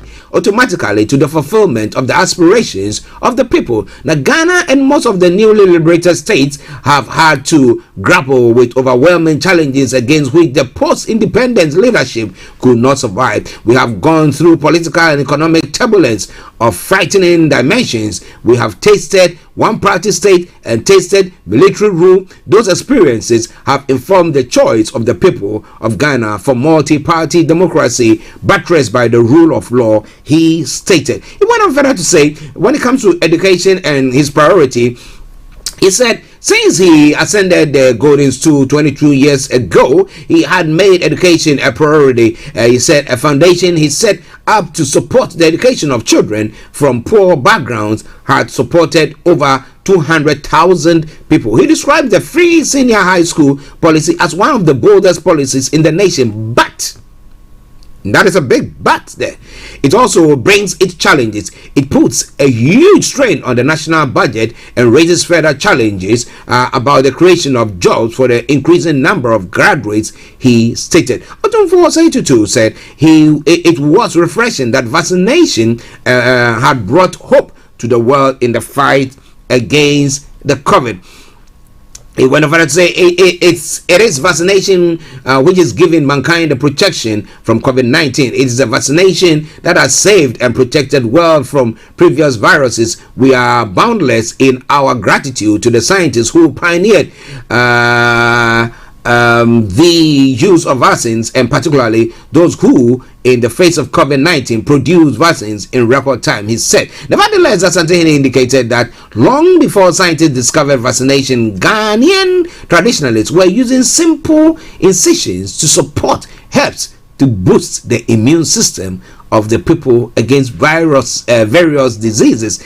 In a related development, a Derber of Asanteman was held in Memphis, US last Saturday as part of the activities of the festival. A procession of chiefs and queen mothers in their beautiful kente outfits started from 126 Bill Street, ending at the Handy Park, some 300 meters away, where the Asantehene Otum 482 sat in state to receive homage from his subjects and well wishes. Now, so do you think what Asantehene has said quite true? There are some areas some people will think that, well, he's talking about using our culture as well, integrating all them together to forestall the democracy that we are having. Now, what role can our chiefs play, especially if a chief says that, okay, I've done this and it's sentencing me, or they've not got the mandate, the power to say that they're sentencing me to court or to prison or anything of the sort.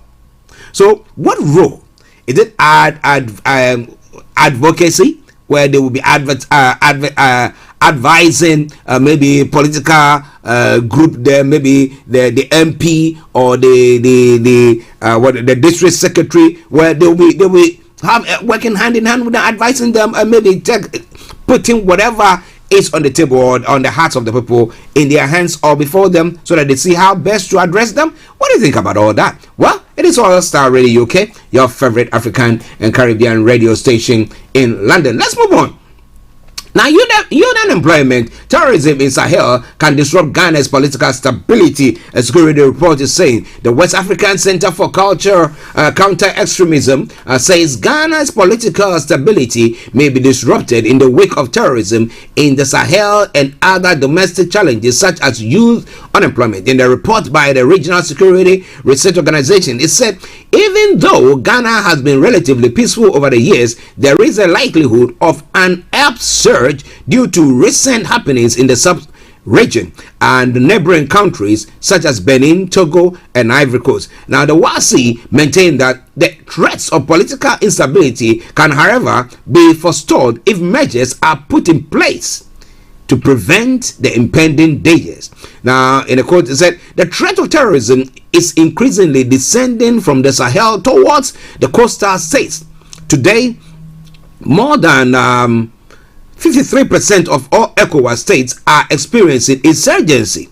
The pervasive spillover phenomenon makes Ghana's border regions a key area of concern. Now, recent attacks in Benin, Togo, and Ivory Coast highlight the determination of the terrorists to expand beyond landlocked Sahelian countries, where the insurgents has devastated thousands of lives and property in the last decade. Now, what do you think will be the way forward for government, especially now that government is, virtually tightening its grips when it comes to the finances of the people? And people cannot actually say that we are better off than we were, 2 years ago, 3 years ago, 5 years ago. But people are seeing situation worsening. And we see majority of the youth being out of job. And as we say, in that adage, the devil finds work for the idle hand. So if these people are coerced or induced by these perpetrators of this evil, and then just come in and, well, you don't have no work to do, you don't have money to fend for yourself, you cannot even fend for yourself, talk less look at maybe your future, marrying and bringing up your own family and stuff like that. And they induce them by giving them something, or coerce them into joining them, and because they can get that. What do you think is going to happen? And has our government thought about all this and what they are doing? Or they think that they are sitting up there and therefore nothing untoward is going to happen to them? What do you think about all that? It's all coming away from Star Radio UK. It is your favorite African and Caribbean radio station in London. I'm bringing the time now to 13 minutes past the top to the top of the hour. My apologies, 13 minutes to the top of the hour. Okay. Now, whilst I get another report, 5 reports that recently put government on the back foot. If I look at this story that I've talked about a moment ago, the insecurity that is going on in an insurgency that's going on in the sub-African sub-region, the sub-region of Africa, then I'm asking the question: is government responding appropriately? Now, government response to poor ranking on the 2022 Press Freedom Index, U.S. Annual Human Rights Report, points out governance challenges. Now, credit ratings agencies downgraded Ghana. Now, government across the world know the importance of periodic reports released by credible agencies, be it in the area of economy, human rights, governance, or corruption. Now, when such a report is positive, governments often take the credit and promise to do all it takes to consolidate their spot. But when things go south, governments often fight such reports with everything at their disposal. The government of Ghana has had to deal with 5 of such reports in the last 5 months. The reports span the economic, human rights, corruption, and press freedom scopes. Now, it says that Ghana dropped by 30 places on the World Press Freedom Index in a report put together by Reporters Without Borders. Now, the 2022 report saw Ghana's place 60th after placing 30 in 2021. The ranking was the lowest in nearly 2 decades in the country's history. Now, out of the 180 countries assessed, Ghana recorded a decline in its indicative points from 78.6% to 67.43% compared to last year. The report pointed to the arrest of some journalists and the unresolved murder of Ahmed Swali as a case study for their assessment of press freedom in the country. In its reaction, government questioned the methodology used and also deflected the cause of the low ranking to actions by independent state agencies like the police. But interestingly, it is the government that the president that appoints the police chief. All right, we've been talking about the fact that that appointment should be taken from the hands of government so that they can work as independent institutions, seeing to cracking the whip as and when needed. But do we see anything of the sort? Well, government is pushing the blame or kicking the can down the road so someone else can take the blame for that. What do you think?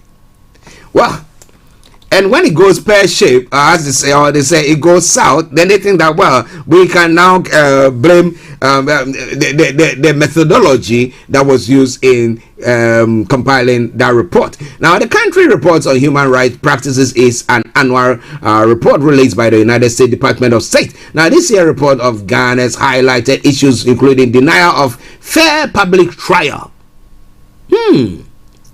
corruption, and lack of transparency in government, arbitrary deprivation of life, and other unlawful or political motivated killings. The other concerns raised bordered on freedom of expression, including for members of the press and other media, and elections and political participation. Now, the Ghana dropping on corruption perception ranking, according to the 2021 edition of the annual corruption ranking chart by Transparency International, Ghana ranked 73rd out of the 180 countries in the Corruption Perception Index, the CPI, a report released on April the 4th. Ghana's current performance is still below 50, which is the expected average. Thus, leaves much to be desired, the report noted. Out of the 49 African countries ranked, Ghana placed 9th, with Senegal each bagging a score of 43.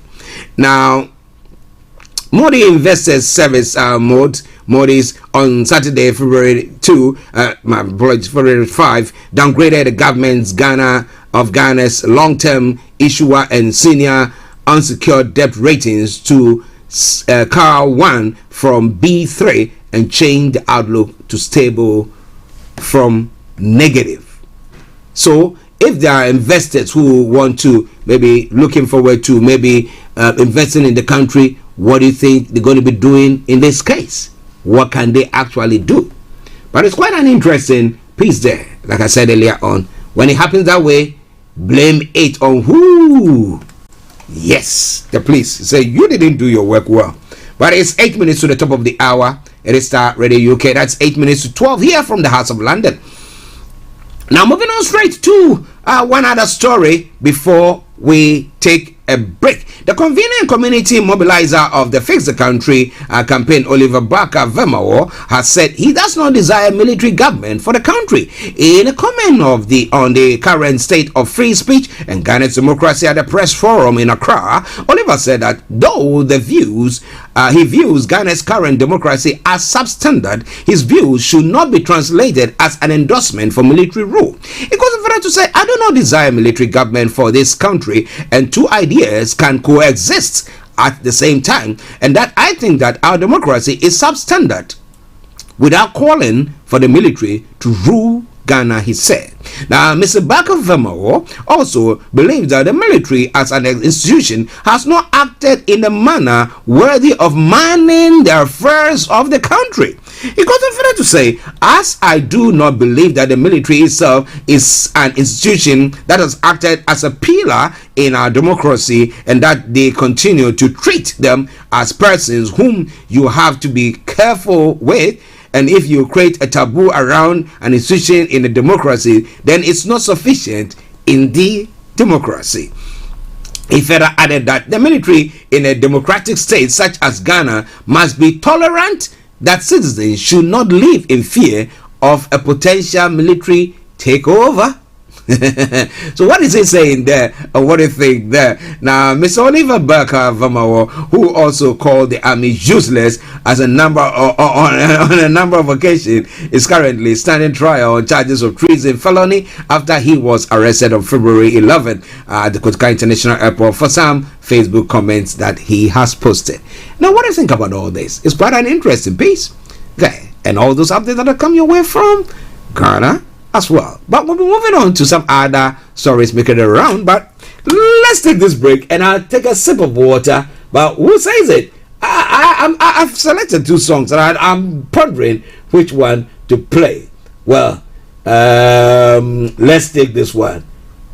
Use the ballot box. But Asante is saying that the ballot box should not be the end of our democracy. We should go on further than that. What do you think? Well, the ballot box can be used. Zogoman says, enjoy, and I'll be with you.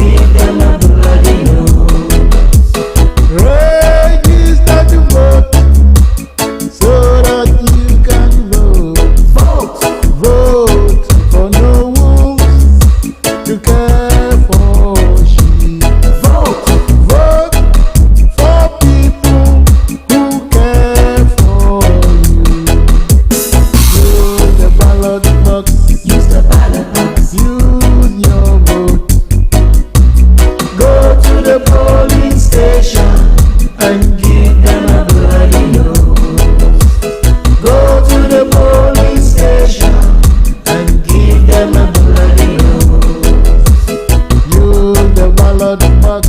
Use the ballot box. Use your vote. Go to the polls. This is Starr Radio UK. Broadcasting worldwide online 24/7. Tune in to On Point here on Starr Radio UK with Empress Regina every Monday at 5 p.m. GMT. Looking forward to your company. Welcome back to the program. It is Starr Radio UK, your favorite African and Caribbean radio station in London. Now bringing the time now to almost 12 o'clock. Just few seconds. Yes, it's 12 o'clock now. Let me announce the lines open, then you can join in. We've got another 30 minutes before we take you straight to Cyprus, where our own HRH Linda Pallien is this afternoon as well. Now, if you want to call in, it is 0208-133-2257 or 580208-133-2257 or 58. If you happen to be in the US, Canada, or the Caribbean area, it's 001-7183-032737, 001-7183-032737. Now, you can text or WhatsApp as 0753-9661744, 0753-9661744. Our text, that is our text or WhatsApp number. You can tweet at us. Our Twitter is at our handle is at Starr Radio UK, and our email address is info@starradiouk.com. Stay tuned and don't you go away. Now let's go on to other parts of the world and see what is happening there as well. Now straight on, if you want to make any comments, feel free to do so, as I've said, and on our Facebook page, if you post your comments there, I will definitely read that out. Okay, so on the African continent, now hundreds of Tunisian demonstrators demonstrated in the city, the center of the capital on Sunday in support of President Kais Saied. Now demonstrators unfurled banners with words of support and chanted slogans calling for an end to what they describe as corrupt politicians. Opponents denounced the measure as an authoritarian drift. Now, Lofty Hamid is a French Tunisian university professor who supported the president. In the quote, he said, "Until today, we have not seen much, no great political line, but we hope that he, that is Kais Saied, will lead Tunisia and bring it back to good governance." But good governance means judging the thugs, now the thieves, the traffickers, those who have starved the Tunisian people, those who have plundered the wealth of Tunisia. He said Tunisian civilian civil society activist Hasna Jabala also added, "We want all those who betrayed Tunisia to be prosecuted, whether it is in the eyes of the law or before God. We do not want this to happen in a spirit of revenge or exclusion. We want them to be prosecuted to the extent of the offenses they have committed. Finally, this must be done within the framework of an independent justice and with independent, fair, and patriotic judges." Now, Kais Saied took full power in 2021 and is the target of growing criticism from his opponents who accuse him of authoritarianism. Now, interestingly, if you have ministers or people around you as a president, and you see corruption going on, what do you do under such circumstance? What do you do under such circumstance? What do you think you have to do under such circumstance? Now, I'm of the view that you definitely, without a shadow of a doubt, have to crack the whip one way or the other. And the moment we crack the whip that way, we have what do you call it? We have the opposition saying that, well, we didn't want that, we don't want that, or whatever. But what do you think about all that? It is Starr Radio UK. It is your favorite African and Caribbean radio station in London. Bringing the time now to exactly 3 minutes past the top of the hour. 3 minutes past the top of the hour. So stay tuned and don't you go away. Don't you go away. All right then. Okay. Just bear with me. Just bear with me whilst I send. Let's take a quick break and I'll be with you, please. Just take a quick break. Tune in to On Point here on Starr Radio UK with Empress Regina every Monday at 5 p.m. GMT. Looking forward to your company. Hi guys, this is your friend Uruj from SendWave. SendWave is a money transfer app that is used by people all over the world to send money to their loved ones in Africa. With SendWave, you can send money to Ghana, Nigeria, Kenya, Uganda, and Tanzania. And the best part is, SendWave is absolutely commission free. Our exchange rates are excellent. You can see for yourself by checking them out on our website. So how do you use SendWave? SendWave is an app that you can download onto your phone from the App Store or Google Play Store. The app is free to download. After downloading it, just open the app and enter your name, email, and phone number. That's it. You're good to go. Make sure you use the promo code SR. S for Star, R for Radio. This promo code will give you £5 free credit to send to Africa on your first transaction. Your money will be delivered to your recipient within seconds. Feel free to call me on 0749 7377 647 at any time. I'll be happy to tell you all about SendWave and help you in any way I can. Remember to use the promo code SR for £5 free credit. Medasse. Hi everyone, it's your girl BB Clement, the author of How to Go From Employee to Entrepreneur and the host of your weekly business show, BB Means Business, the show where we discuss everything you ever wanted to know about business but you were afraid to ask. How do I start my business? How do I raise the finance? How do I grow my business? Where am I going to find my customers? Join me every Tuesday at 1:30 p.m. on Starr Radio UK to get all the information and tips that you need to become a successful entrepreneur and become financially free. Remember, don't let life dictate to you. Rather, put your signature on life.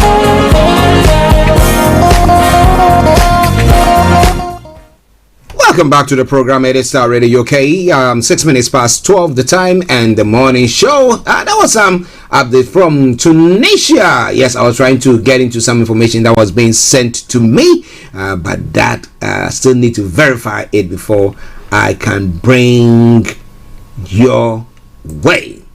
Now, when it comes to Kenya, the tension is rising between President Kenyatta and his vice president. Now, why? As Kenya's general election are approaching, tension between President Uhuru Kenyatta and his vice president William Ruto is mounting. President Kenyatta has asked his deputy to resign, claiming he did not act enough for his country. Now, following his comment, Ruto tweeted back that the last cabinet meeting had been organized 2 years ago and encouraged his leader to call him.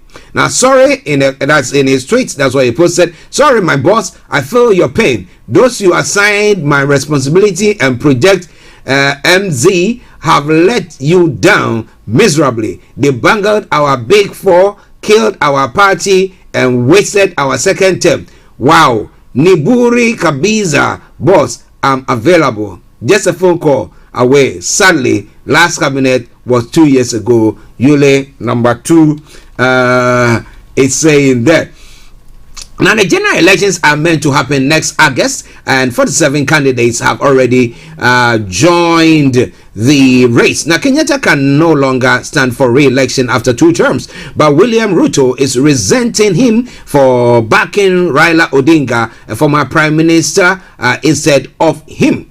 Now, the tussle even invited itself during the state funeral of former leader Mwai Kibaki last Friday, when the political opponents did not even shake hands. The president does not have the ability to get rid of his deputy, even if he wished, as he can only be removed through impeachment or incapacity. Now, inflation has been a major issue in this election race.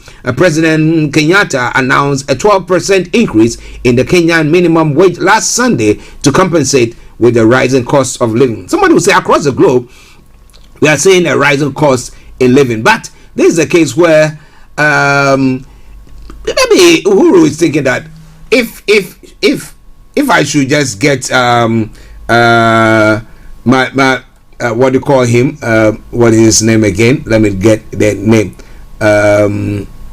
if Ruto resigns and decide not to run, and then we have Raila Odinga who will step in, let him also serve his term. Let him even serve 1 term, and then another election, and maybe he can be written off. Maybe that would have given them a fair decision, because you know that supporters of Odinga have been always going on, and we see the pain and devastation that took place after elections in that part of the world, in Kenya. Now, so do you think that maybe it's a right move? I mean, getting your own vice president and trying to cede the presidency to someone who was your rival when it came to politics. Well, that'd be an interesting one. But it is Star Radio UK. Those are some of the stories making the rounds on the African continent. Let's cross over. As I say all the time, if it happens, it comes my way, I will bring it you. But some verification has shown that now 48 people have been killed in the northwest of Nigeria. 48 people have been killed in the northwest of Nigeria. The story says now gunmen in Nigeria killed at least 48 in attacks on 3 villages in northwest Zamfara state. The attacks took place last Friday and reported by a local official and residents on Sunday. The village Damire was the worst hit. The gunmen killed 32 people, including 2 security personnel. According to Aminu Suleiman, administrative head of the Bukura district, the attack were coordinated in early January. Gunmen killed more than 200 people in Zamfara state. Nigeria's President Muhammad Buhari has called on the security forces to redouble their efforts to put an end to the killings. Well, we'll see it, we'll believe it when we see it all happening. At the moment, yes, it's all just a charade. Now let's move on. It is Star Radio UK to other parts of the world. Exactly at 12:30, as I said, I will be taking you straight to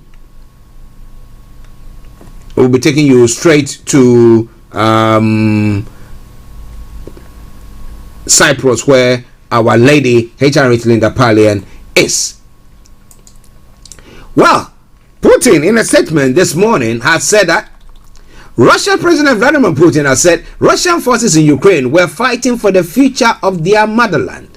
In his annual address marking victory over Nazi Germany in World War II, despite rumors he would make a major announcement, his speech stuck largely to defending Russia's invasion. He tied the war in Ukraine to victory in 1945, blaming the West and NATO for rejecting security demands.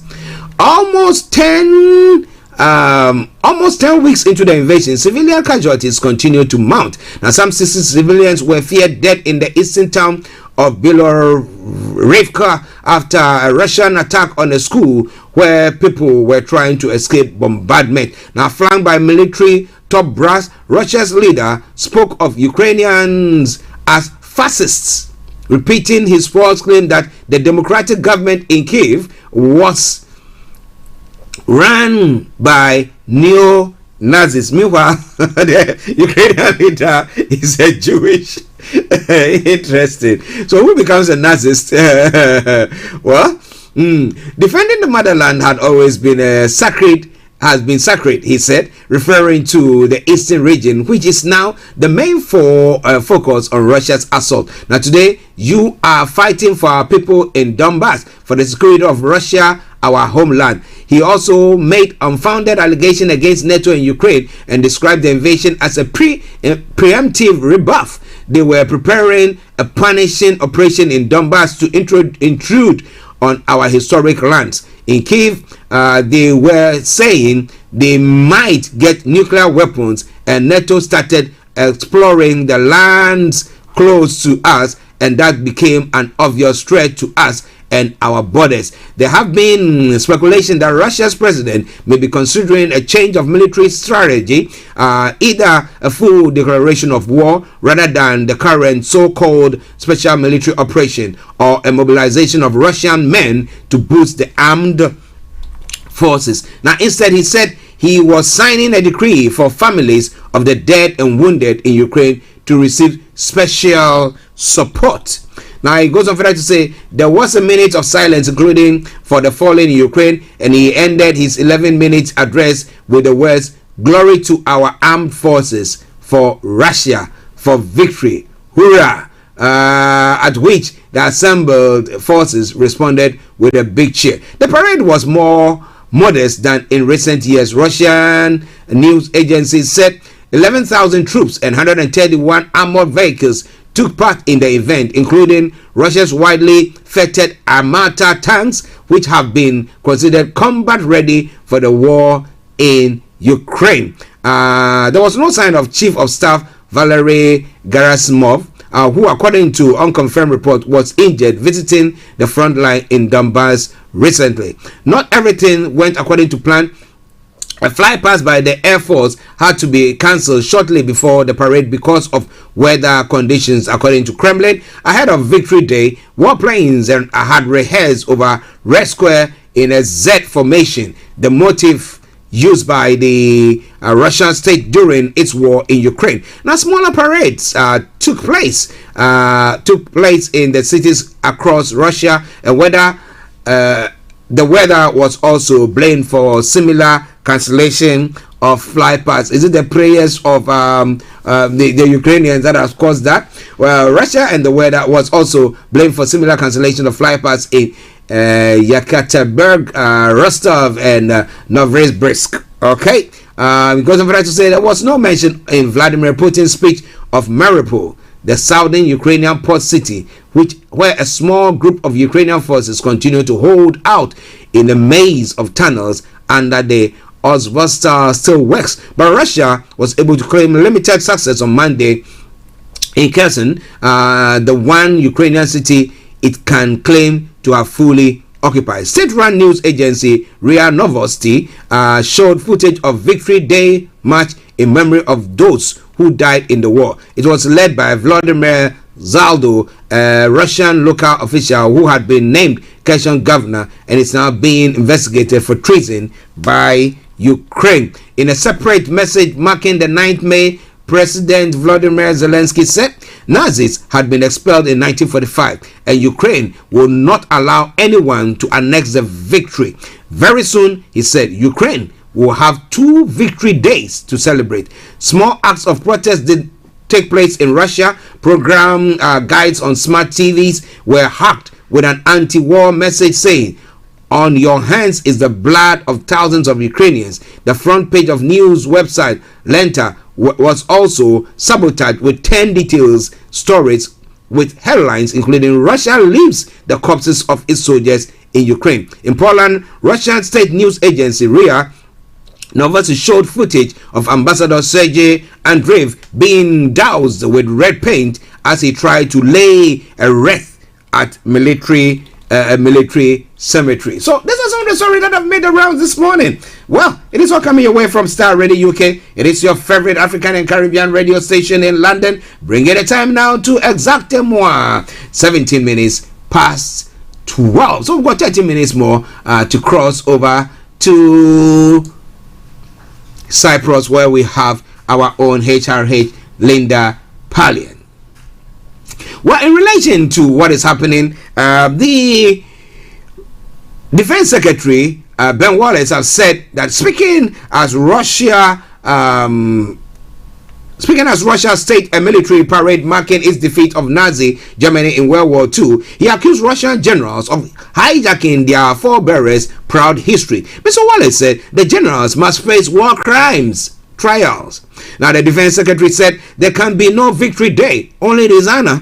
He accused Russian President Vladimir Putin of ripping up both Russia's past and its future. Mr. Putin has been attending Russia's annual 9th May Victory Day parade in Moscow as he attempts to rally public support for the war in Ukraine. The event commemorates the anniversary of the Soviet victory over the Nazis in 1945. But Ukrainian President Volodymyr Zelensky has accused Russia of forgetting everything that was important to the victors. Well, it is all coming away from Star Radio UK. One other story before we run up the first part of the stories making the rounds here, still in the UK.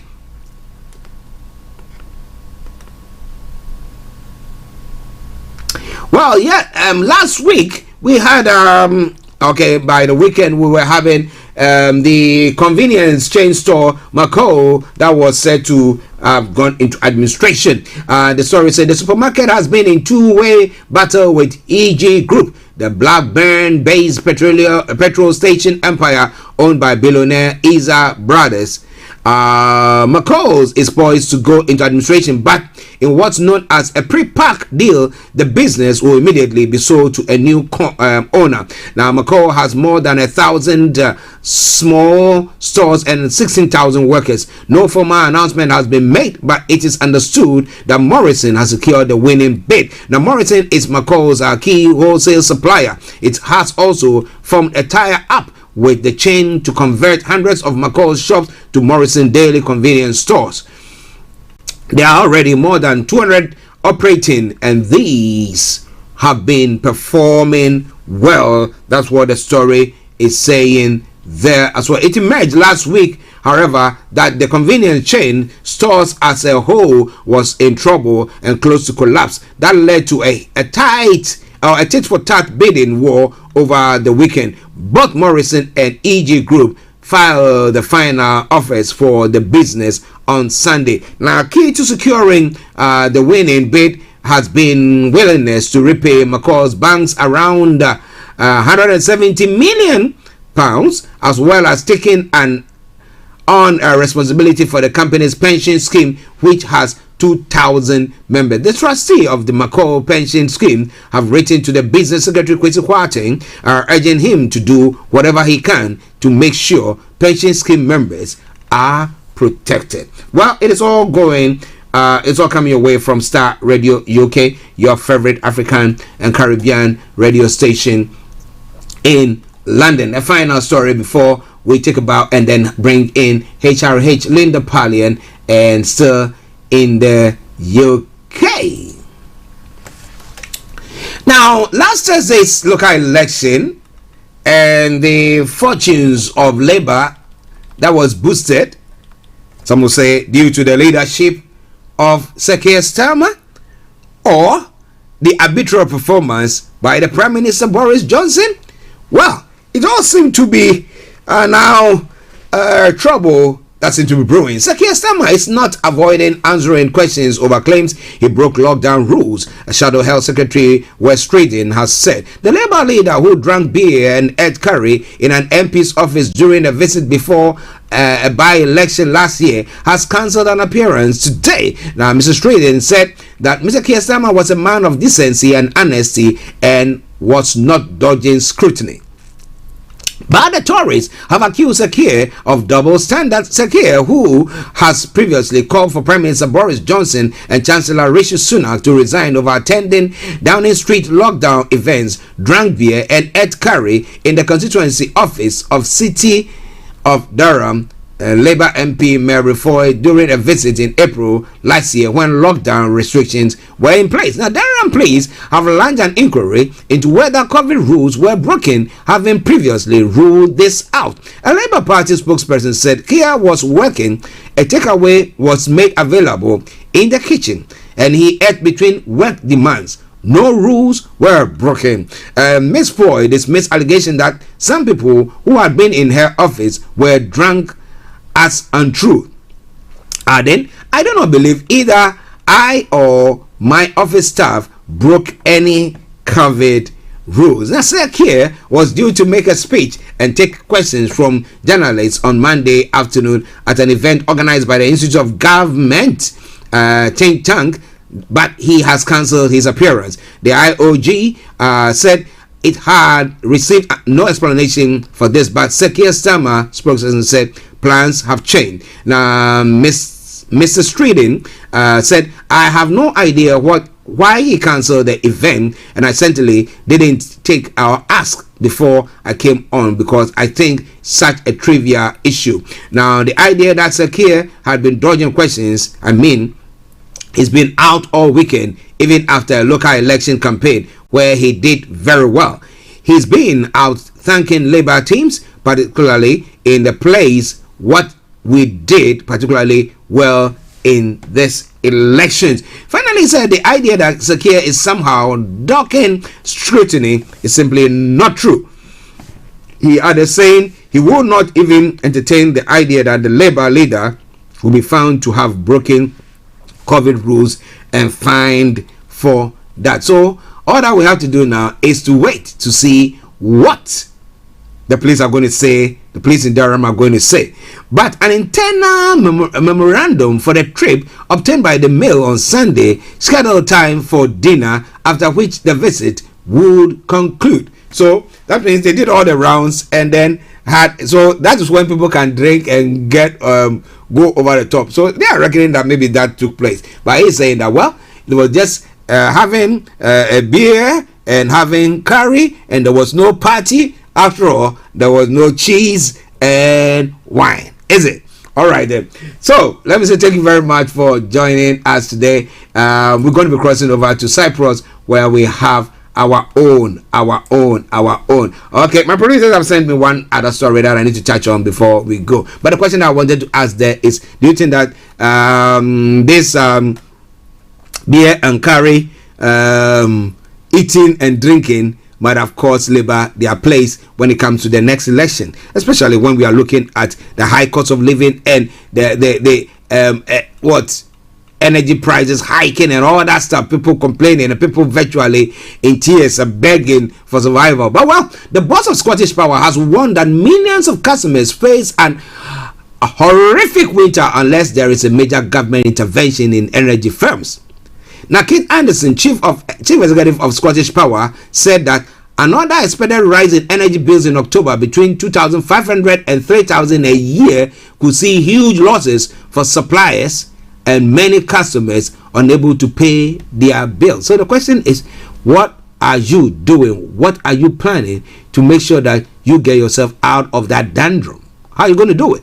Now, he warned regulator Ofgem that setting the new price cap too low could risk suppliers collapsing or the foreign-owned firms leaving the market. Now, Mr. Anderson has put some flesh on the bones on a plan he first mentioned in a frank exchange with a committee of MPs 3 weeks ago. He has called for 10 million households to have their energy bills reduced by £1,000 this October. He said the government's plan to give each household 200 towards their energy bill is a sum that will not be paid back.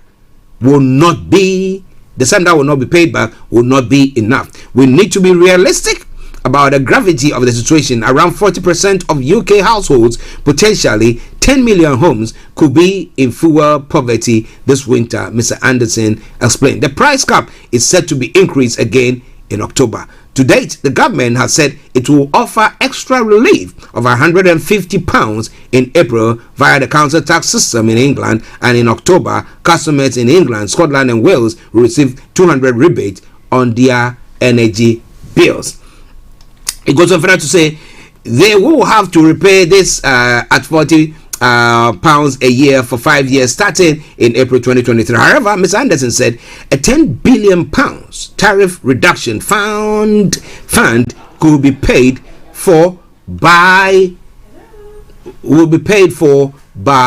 the supplier. So just take a break. We just take a quick break and I will be with you. Stay tuned and don't you go away. It is Starr Radio UK. It is your favorite African and Caribbean radio station in London.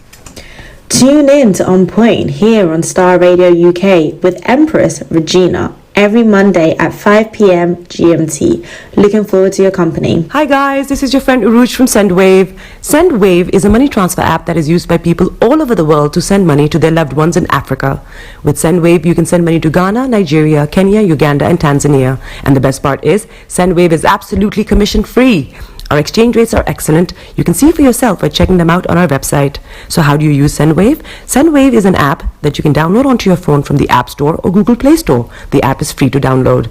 After downloading it, just open the app and enter your name, email and phone number. That's it. You're good to go. Make sure you use the promo code SR. S for Star, R for Radio. This promo code will give you £5 free credit to send to Africa on your first transaction. Your money will be delivered to your recipient within seconds. Feel free to call me on 0749 7377 647 at any time. I'll be happy to tell you all about SendWave and help you in any way I can. Remember to use the promo code SR for £5 free credit. Medasse.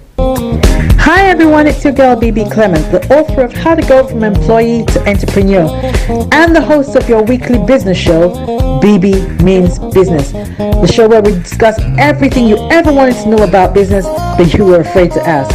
How do I start my business? How do I raise the finance? How do I grow my business? Where am I going to find my customers? Join me every Tuesday at 1:30 p.m. on Starr Radio UK to get all the information and tips that you need to become a successful entrepreneur and become financially free. Remember, don't let life dictate to you.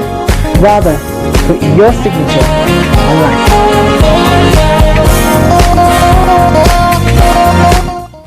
Welcome back to the program. It is Starr Radio UK. It is your favorite African and Caribbean radio station in London. I'm now going to take you straight to Cyprus, where we have HRH Linda Pallien, the pre-recorded version of the Career 101. Enjoy, and I'll be with you. Stay tuned. Don't you go away. Yeah, we're doing very, very well. And you? Fantastic. How is the weather in Cyprus today? It's good. It's a bank holiday today, so it's kind of overcast, but everyone's out because it's still fairly warm. It's about 20 degrees. So. Okay. Interesting. Hope you've had a very nice weekend. Yes, I have. Thank you. Great.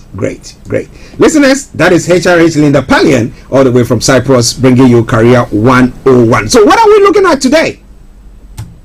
Today we're looking at 7 steps to selling your knowledge.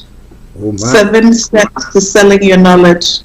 And this is for anybody that's thinking about writing a book or selling an online course or even running a short course. Okay, 7 steps to selling your knowledge. Okay, so what's in your head? If you want to sell it, how do you go about it? All right, I'll leave the ball in your court, and then just tell us that those steps, what we can do to sell our knowledge. Over to you. Fantastic. So this topic has come to light because I constantly keep getting asked by people, how are you going about writing all of these books, or I want to start writing a book, or I want to do an online course, sell my knowledge online, especially now when the pandemic has forced a lot of people to work online and they don't know how to start. So I really wanted to give a quick guide on how to start, and this is just like a preview of an extended session that I do. But it's really important, and before we do the 7 steps, I also want to get rid of the belief that you need to be an expert to sell what you have. It doesn't matter what field you're in, what level you are at, you would have achieved some knowledge that somebody behind you wants to learn from. So anybody at any stage at a given level of expertise, don't teach what you don't know. I'm not an advocate for that. Definitely teach what you do know, and it's very simple to achieve. And I will be sharing with you some of the free platforms. You don't need any excess platforms. You don't need to buy any equipment. It's just to give you a second source of income, to put more ribbons in your bow, so that you can teach as well, to give back, whatever it is. You don't even have to charge for it. You can do it for free, but as a helping to other people or documenting what you know. So that's why this is important. Okay. 3 things to note when you're teaching or selling your knowledge is that to achieve anything, right, you need an emotion that is attached to the purpose that you want to do, whether it's pain or pleasure. People think, oh, well, they have a traumatic experience, and that forces them to achieve something great. I want to show my family, I want to do it, or I want to do it for my parents, whatever it is. It could be painful, or it could be pain or pleasure. Human beings are motivated by both. So whatever it is for you. So find what the emotion is, and then the purpose of what you're doing, and that will really drive you to do it. Also, when you're selling what you know, I want you to think about it in terms of a GPS. You are at point A, or whoever you're teaching is at point A, and they want to get to point B. So now you have to fill in the step by step of how they get to point B. Turn left, turn right, at the roundabout, take the first exit, whatever it is. So that's how we're going to be designing how you sell your knowledge, or how you write your book. And then this could make the chapters of your book too. And then also, as much as possible, involve all the 5 senses, the feeling. How will they feel once they've got there? What will they see at the roundabout? Is there a big yellow sign they should look out for? What does it sound like? Involve as many of the human senses as possible, because that really helps the engagement. So without further ado, we'll go to the 7 steps. And the first thing to think about is, what result do I get because of the course that you've taught me? What results do I get? That's the first thing. You need to answer it. What are results is your student going to get as a result of doing your online course? What result is the reader going to get as a result of reading your book? So that's the first step, or the first thing to note. The second thing, and most of these are I'll start the sentence and you can fill it in depending on what your aim is of selling your knowledge. The second step is, after this course, what can they finally do that they weren't able to do before now? So for example, if you're teaching how to career, for example, after this course, they can finally make an informed decision about the career they go into, or they can finally quit their jobs knowing they've got something else to do. They can finally be able to write their online course, whatever it is for you. Number 3, I will be able to ... After doing this course, I will be able to. So rather than I can finally do my online course, I will be able to sell this course. I will be able to teach more people. I will be able to reach a wider audience. Whatever it is for you, I will be able to as a result of. Step 4, 3 months later, your student will be calling you super excited because. 3 months later, your student will be calling you super excited because, and this is where the senses come in, because they finally got the job they deserve, because they finally been able to pass their accounting exam that they weren't able to, or their nursing exam. They've finally been able to put together their CV for the job. They've finally been able to send a letter to the mayor, whatever it is that you're teaching. They've finally been able to do a haircut or a particular hairstyle that they haven't been able to do.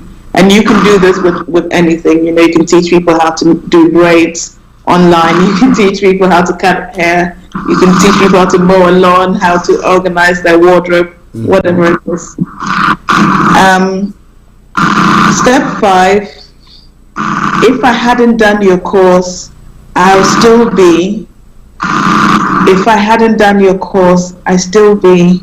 If I hadn't read your book, I will still be. So you want to understand, and this is more the psychology of sales. You really want to understand what would happen, what's the opportunity cost of not doing your course. So I need, if you're going to write this, I need you to be able to understand the pain point of the potential student so you can address it. Number 6, before the course I struggled with.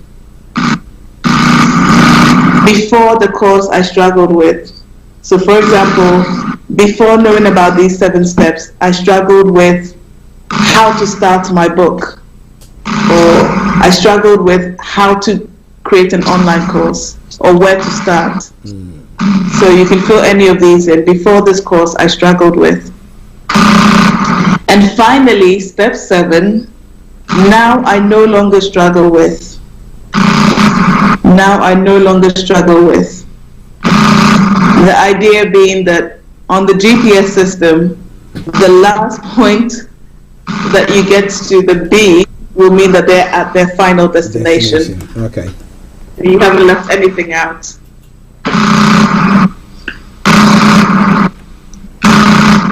Okay. No, carry on. Yeah. Yeah. Listeners, that is HRH Linda Pallien bringing you Career 101. I apologize for there's a bit of noise in the background. We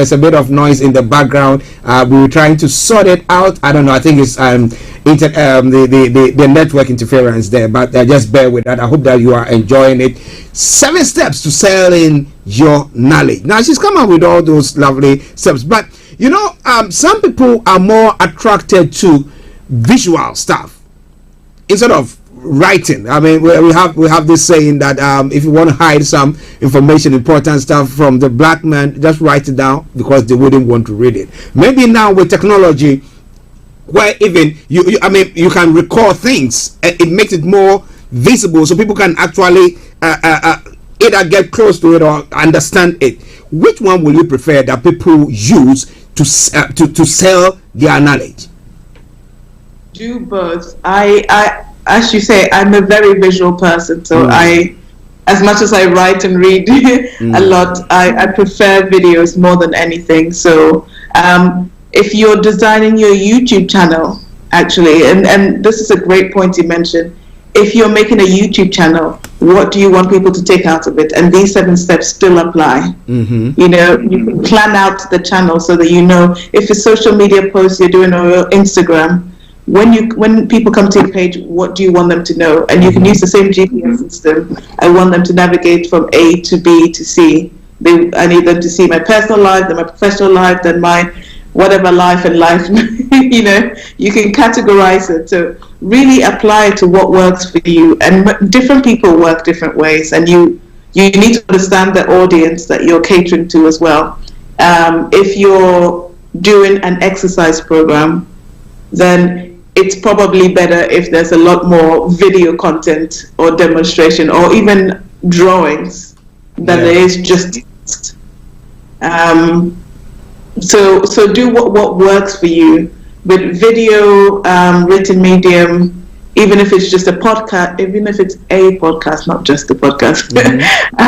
If it's a podcast, it would use these 7 steps of really answering what the end user will need. And this is just a way to get started, you know, get the ideas out of your head and onto paper. To plan it out, to ensure that you're giving a well-rounded service or a well-rounded answer to whatever question you are seeking to solve, or whatever problem you're seeking to solve for your client. And you don't have to quit your job to do this. This could be a side income that you do. How I got to director level, or how I secured a TED Talk, or how I exercised my lower back, how I lost 10 pounds in 10 days, whatever it is that you're teaching. So this is a way to get to systemize an outcome and generate some revenue out of it. Okay, listeners, Starr Radio UK, Career 101 with HRH Linda Pallien all the way in Cyprus. Today we're looking at 7 steps to selling your knowledge for a reason. I don't know whether she saw me first because I was on air first wearing my blue, and she decided to go and wear her blue. Now, there's one area that is quite important because we're looking at reviews that people have written about things. Now, so if you want to sell something, you've recorded something or you've written something, and then the reviews become something that others who have not as yet maybe seen it or read it, and they are looking at what people are saying about it. Now, how do people take that if it's a negative review? Because not everybody that you are communicating to that will get you. None. Yes. And this is why you need mass reach. Reviews are now so important. And to be fair, reviews have always been how we know stuff. We like to hear what our friends think about something, and we make an opinion about it. So in different forms, it's been with us forever. But a negative review shouldn't stop you. I think the more people that experience a product, the more people, you should get more positive reviews if it's a product of value. More positive reviews than negative reviews. And negative reviews will give you feedback, so you might be able to change that.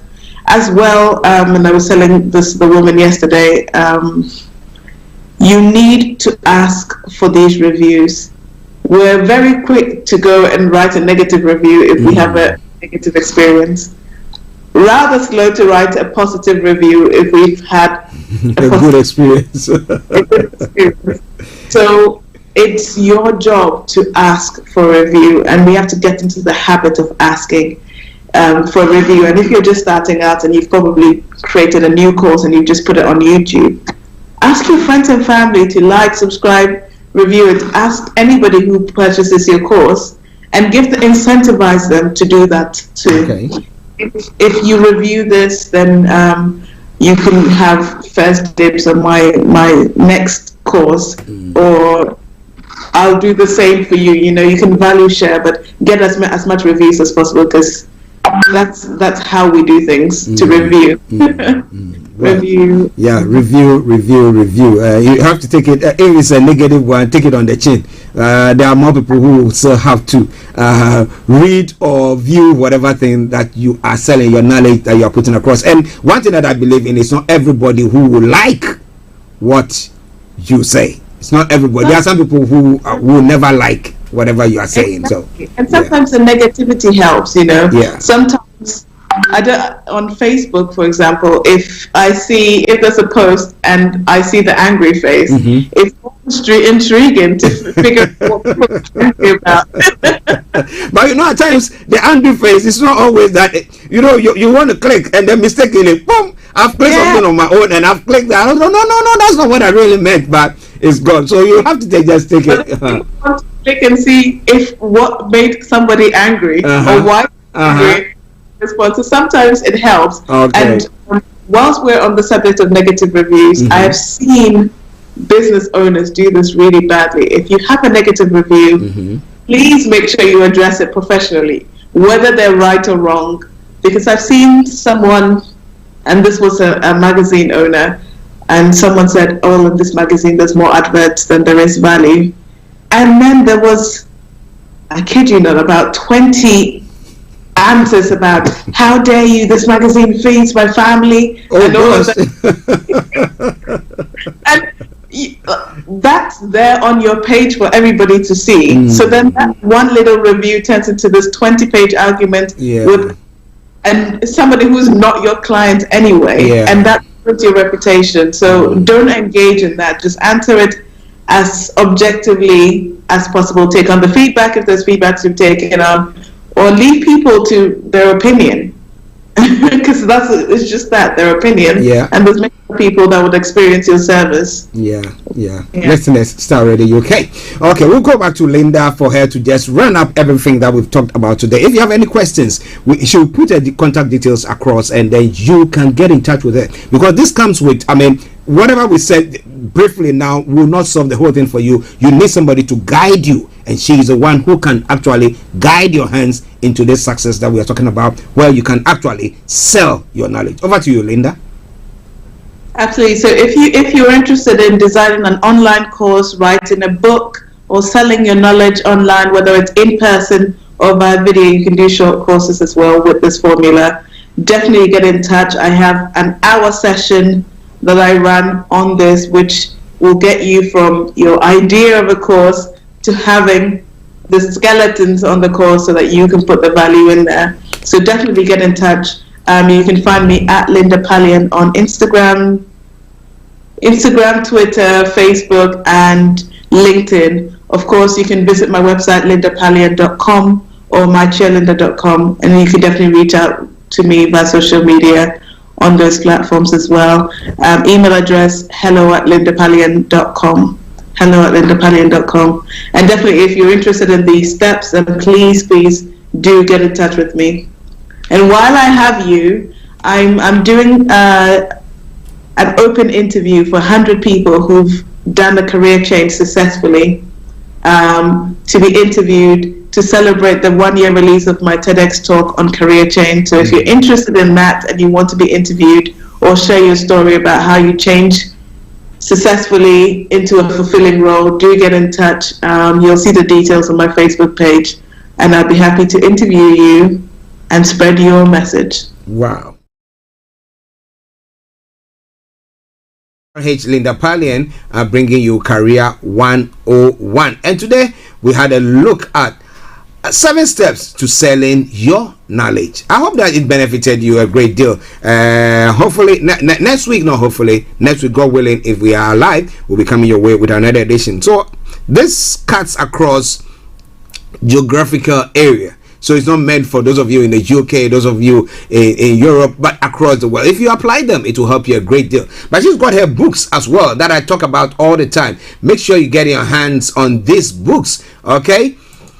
They are the Ultimate Career Book. That's a workbook for success and how to career, and then career success. Get your hands on any of these books. I tell you, they are so helpful. I call them the Bible to your career, or the career Bible. So make sure you make a date, get to book depository, or any libraries, or any Amazon and all that, where they sell books, and get your hands on that. Buy that as a gift or a present to somebody. It is a good thing. It is a good thing. It's better than buying a pot of KFC and just eating, and the next moment it's all gone down the drain, right? Okay then. So on that note, I want to say thank you very much once again for tuning in. But before we go, let me check up on a couple of stories that's made the rounds, and then we run up the program. It is all Star Radio UK this evening as well. Exactement at 5 o'clock. The On Point Show with HR. My apologies. Regina Enima will be coming your way as well, to make a date with them. And then we'll be having at 10 p.m. the Conscious Reggae Time with the one and only Dave West. That will be at 10 p.m. So make a date with them. But just before we go, voting closes in key Philippines election. That's some of the stories making the rounds. Let me bring that your way quickly. Voting has closed in Philippines after millions queued across the island to choose their next president. The man tipped to win the election, the presidency, is Ferdinand Bongbong Marcos Jr., the son of the nation's former dictator. Now, opinions polls have suggested he may see a landslide victory, meaning Marcos' clan, ousted by a people's revolt 36 years ago, could reclaim power. His main rival is Lenny Robredo, a liberal who narrowly beat Mr. Marcos in the 2016 vice presidential race. Interesting. But posters this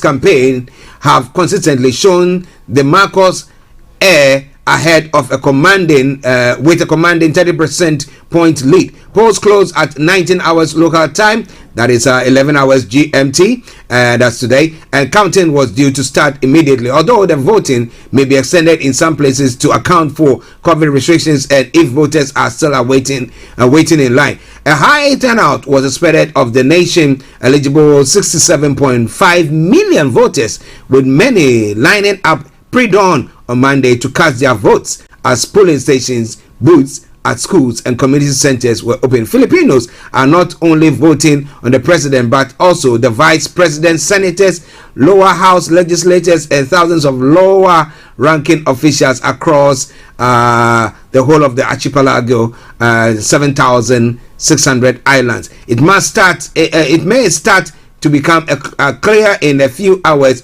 which candidates are pulling ahead. However, the process could also take days before a winner is announced, as was the case in 2016.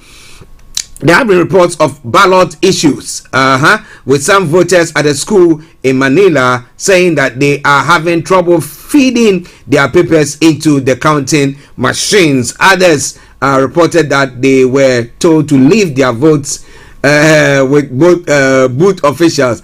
Now, Commonwealth Commissioner George Garcia said there will always be allegations of irregularities, but there were no significant breaches so far. He also said reports of violence were minimal and that the police are in full control of the situation. Whoever wins Monday's presidential race will take over from Rodrigo Duterte, a hardliner who's come to the end of his 6-year term in office. Mr. Duterte's government has been condemned for its brutality in cracking down on drugs and crime, though the administration has always rejected allegations of wrongdoing. Critics also says democratic institutions have come under attack in his presidency, pointing to the shutdown of Philippines broadcaster, the ABS-CBN, a channel which, like some other independent media outlets, has angered Mr.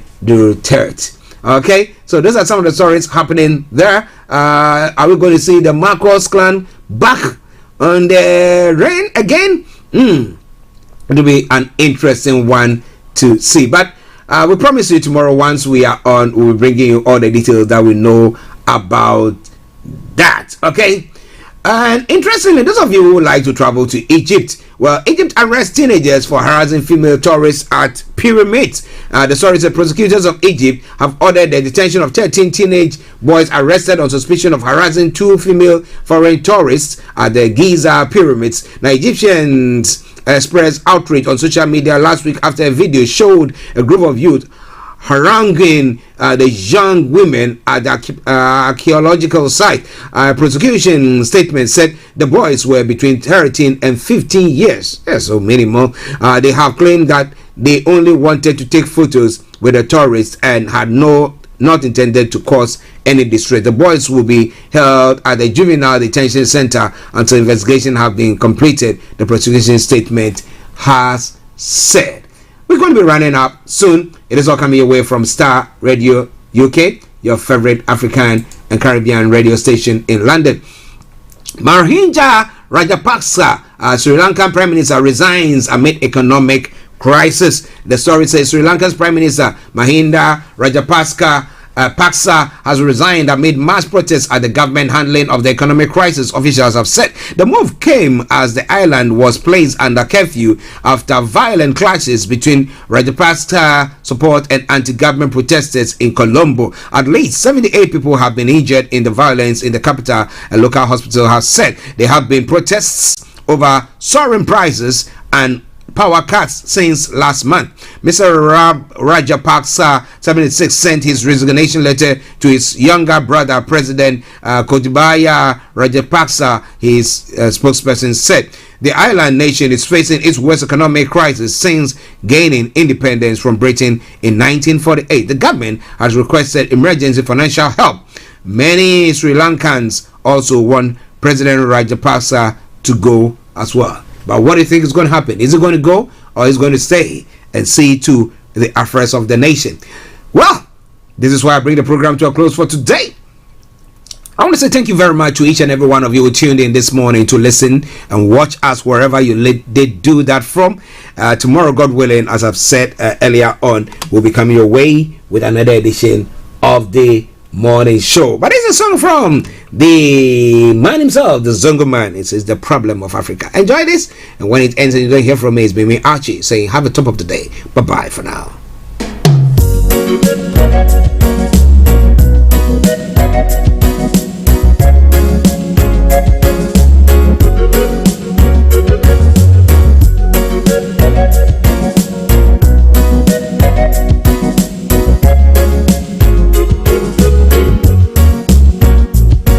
The problem of Africa is the lead. Who run things, who run things, who run things.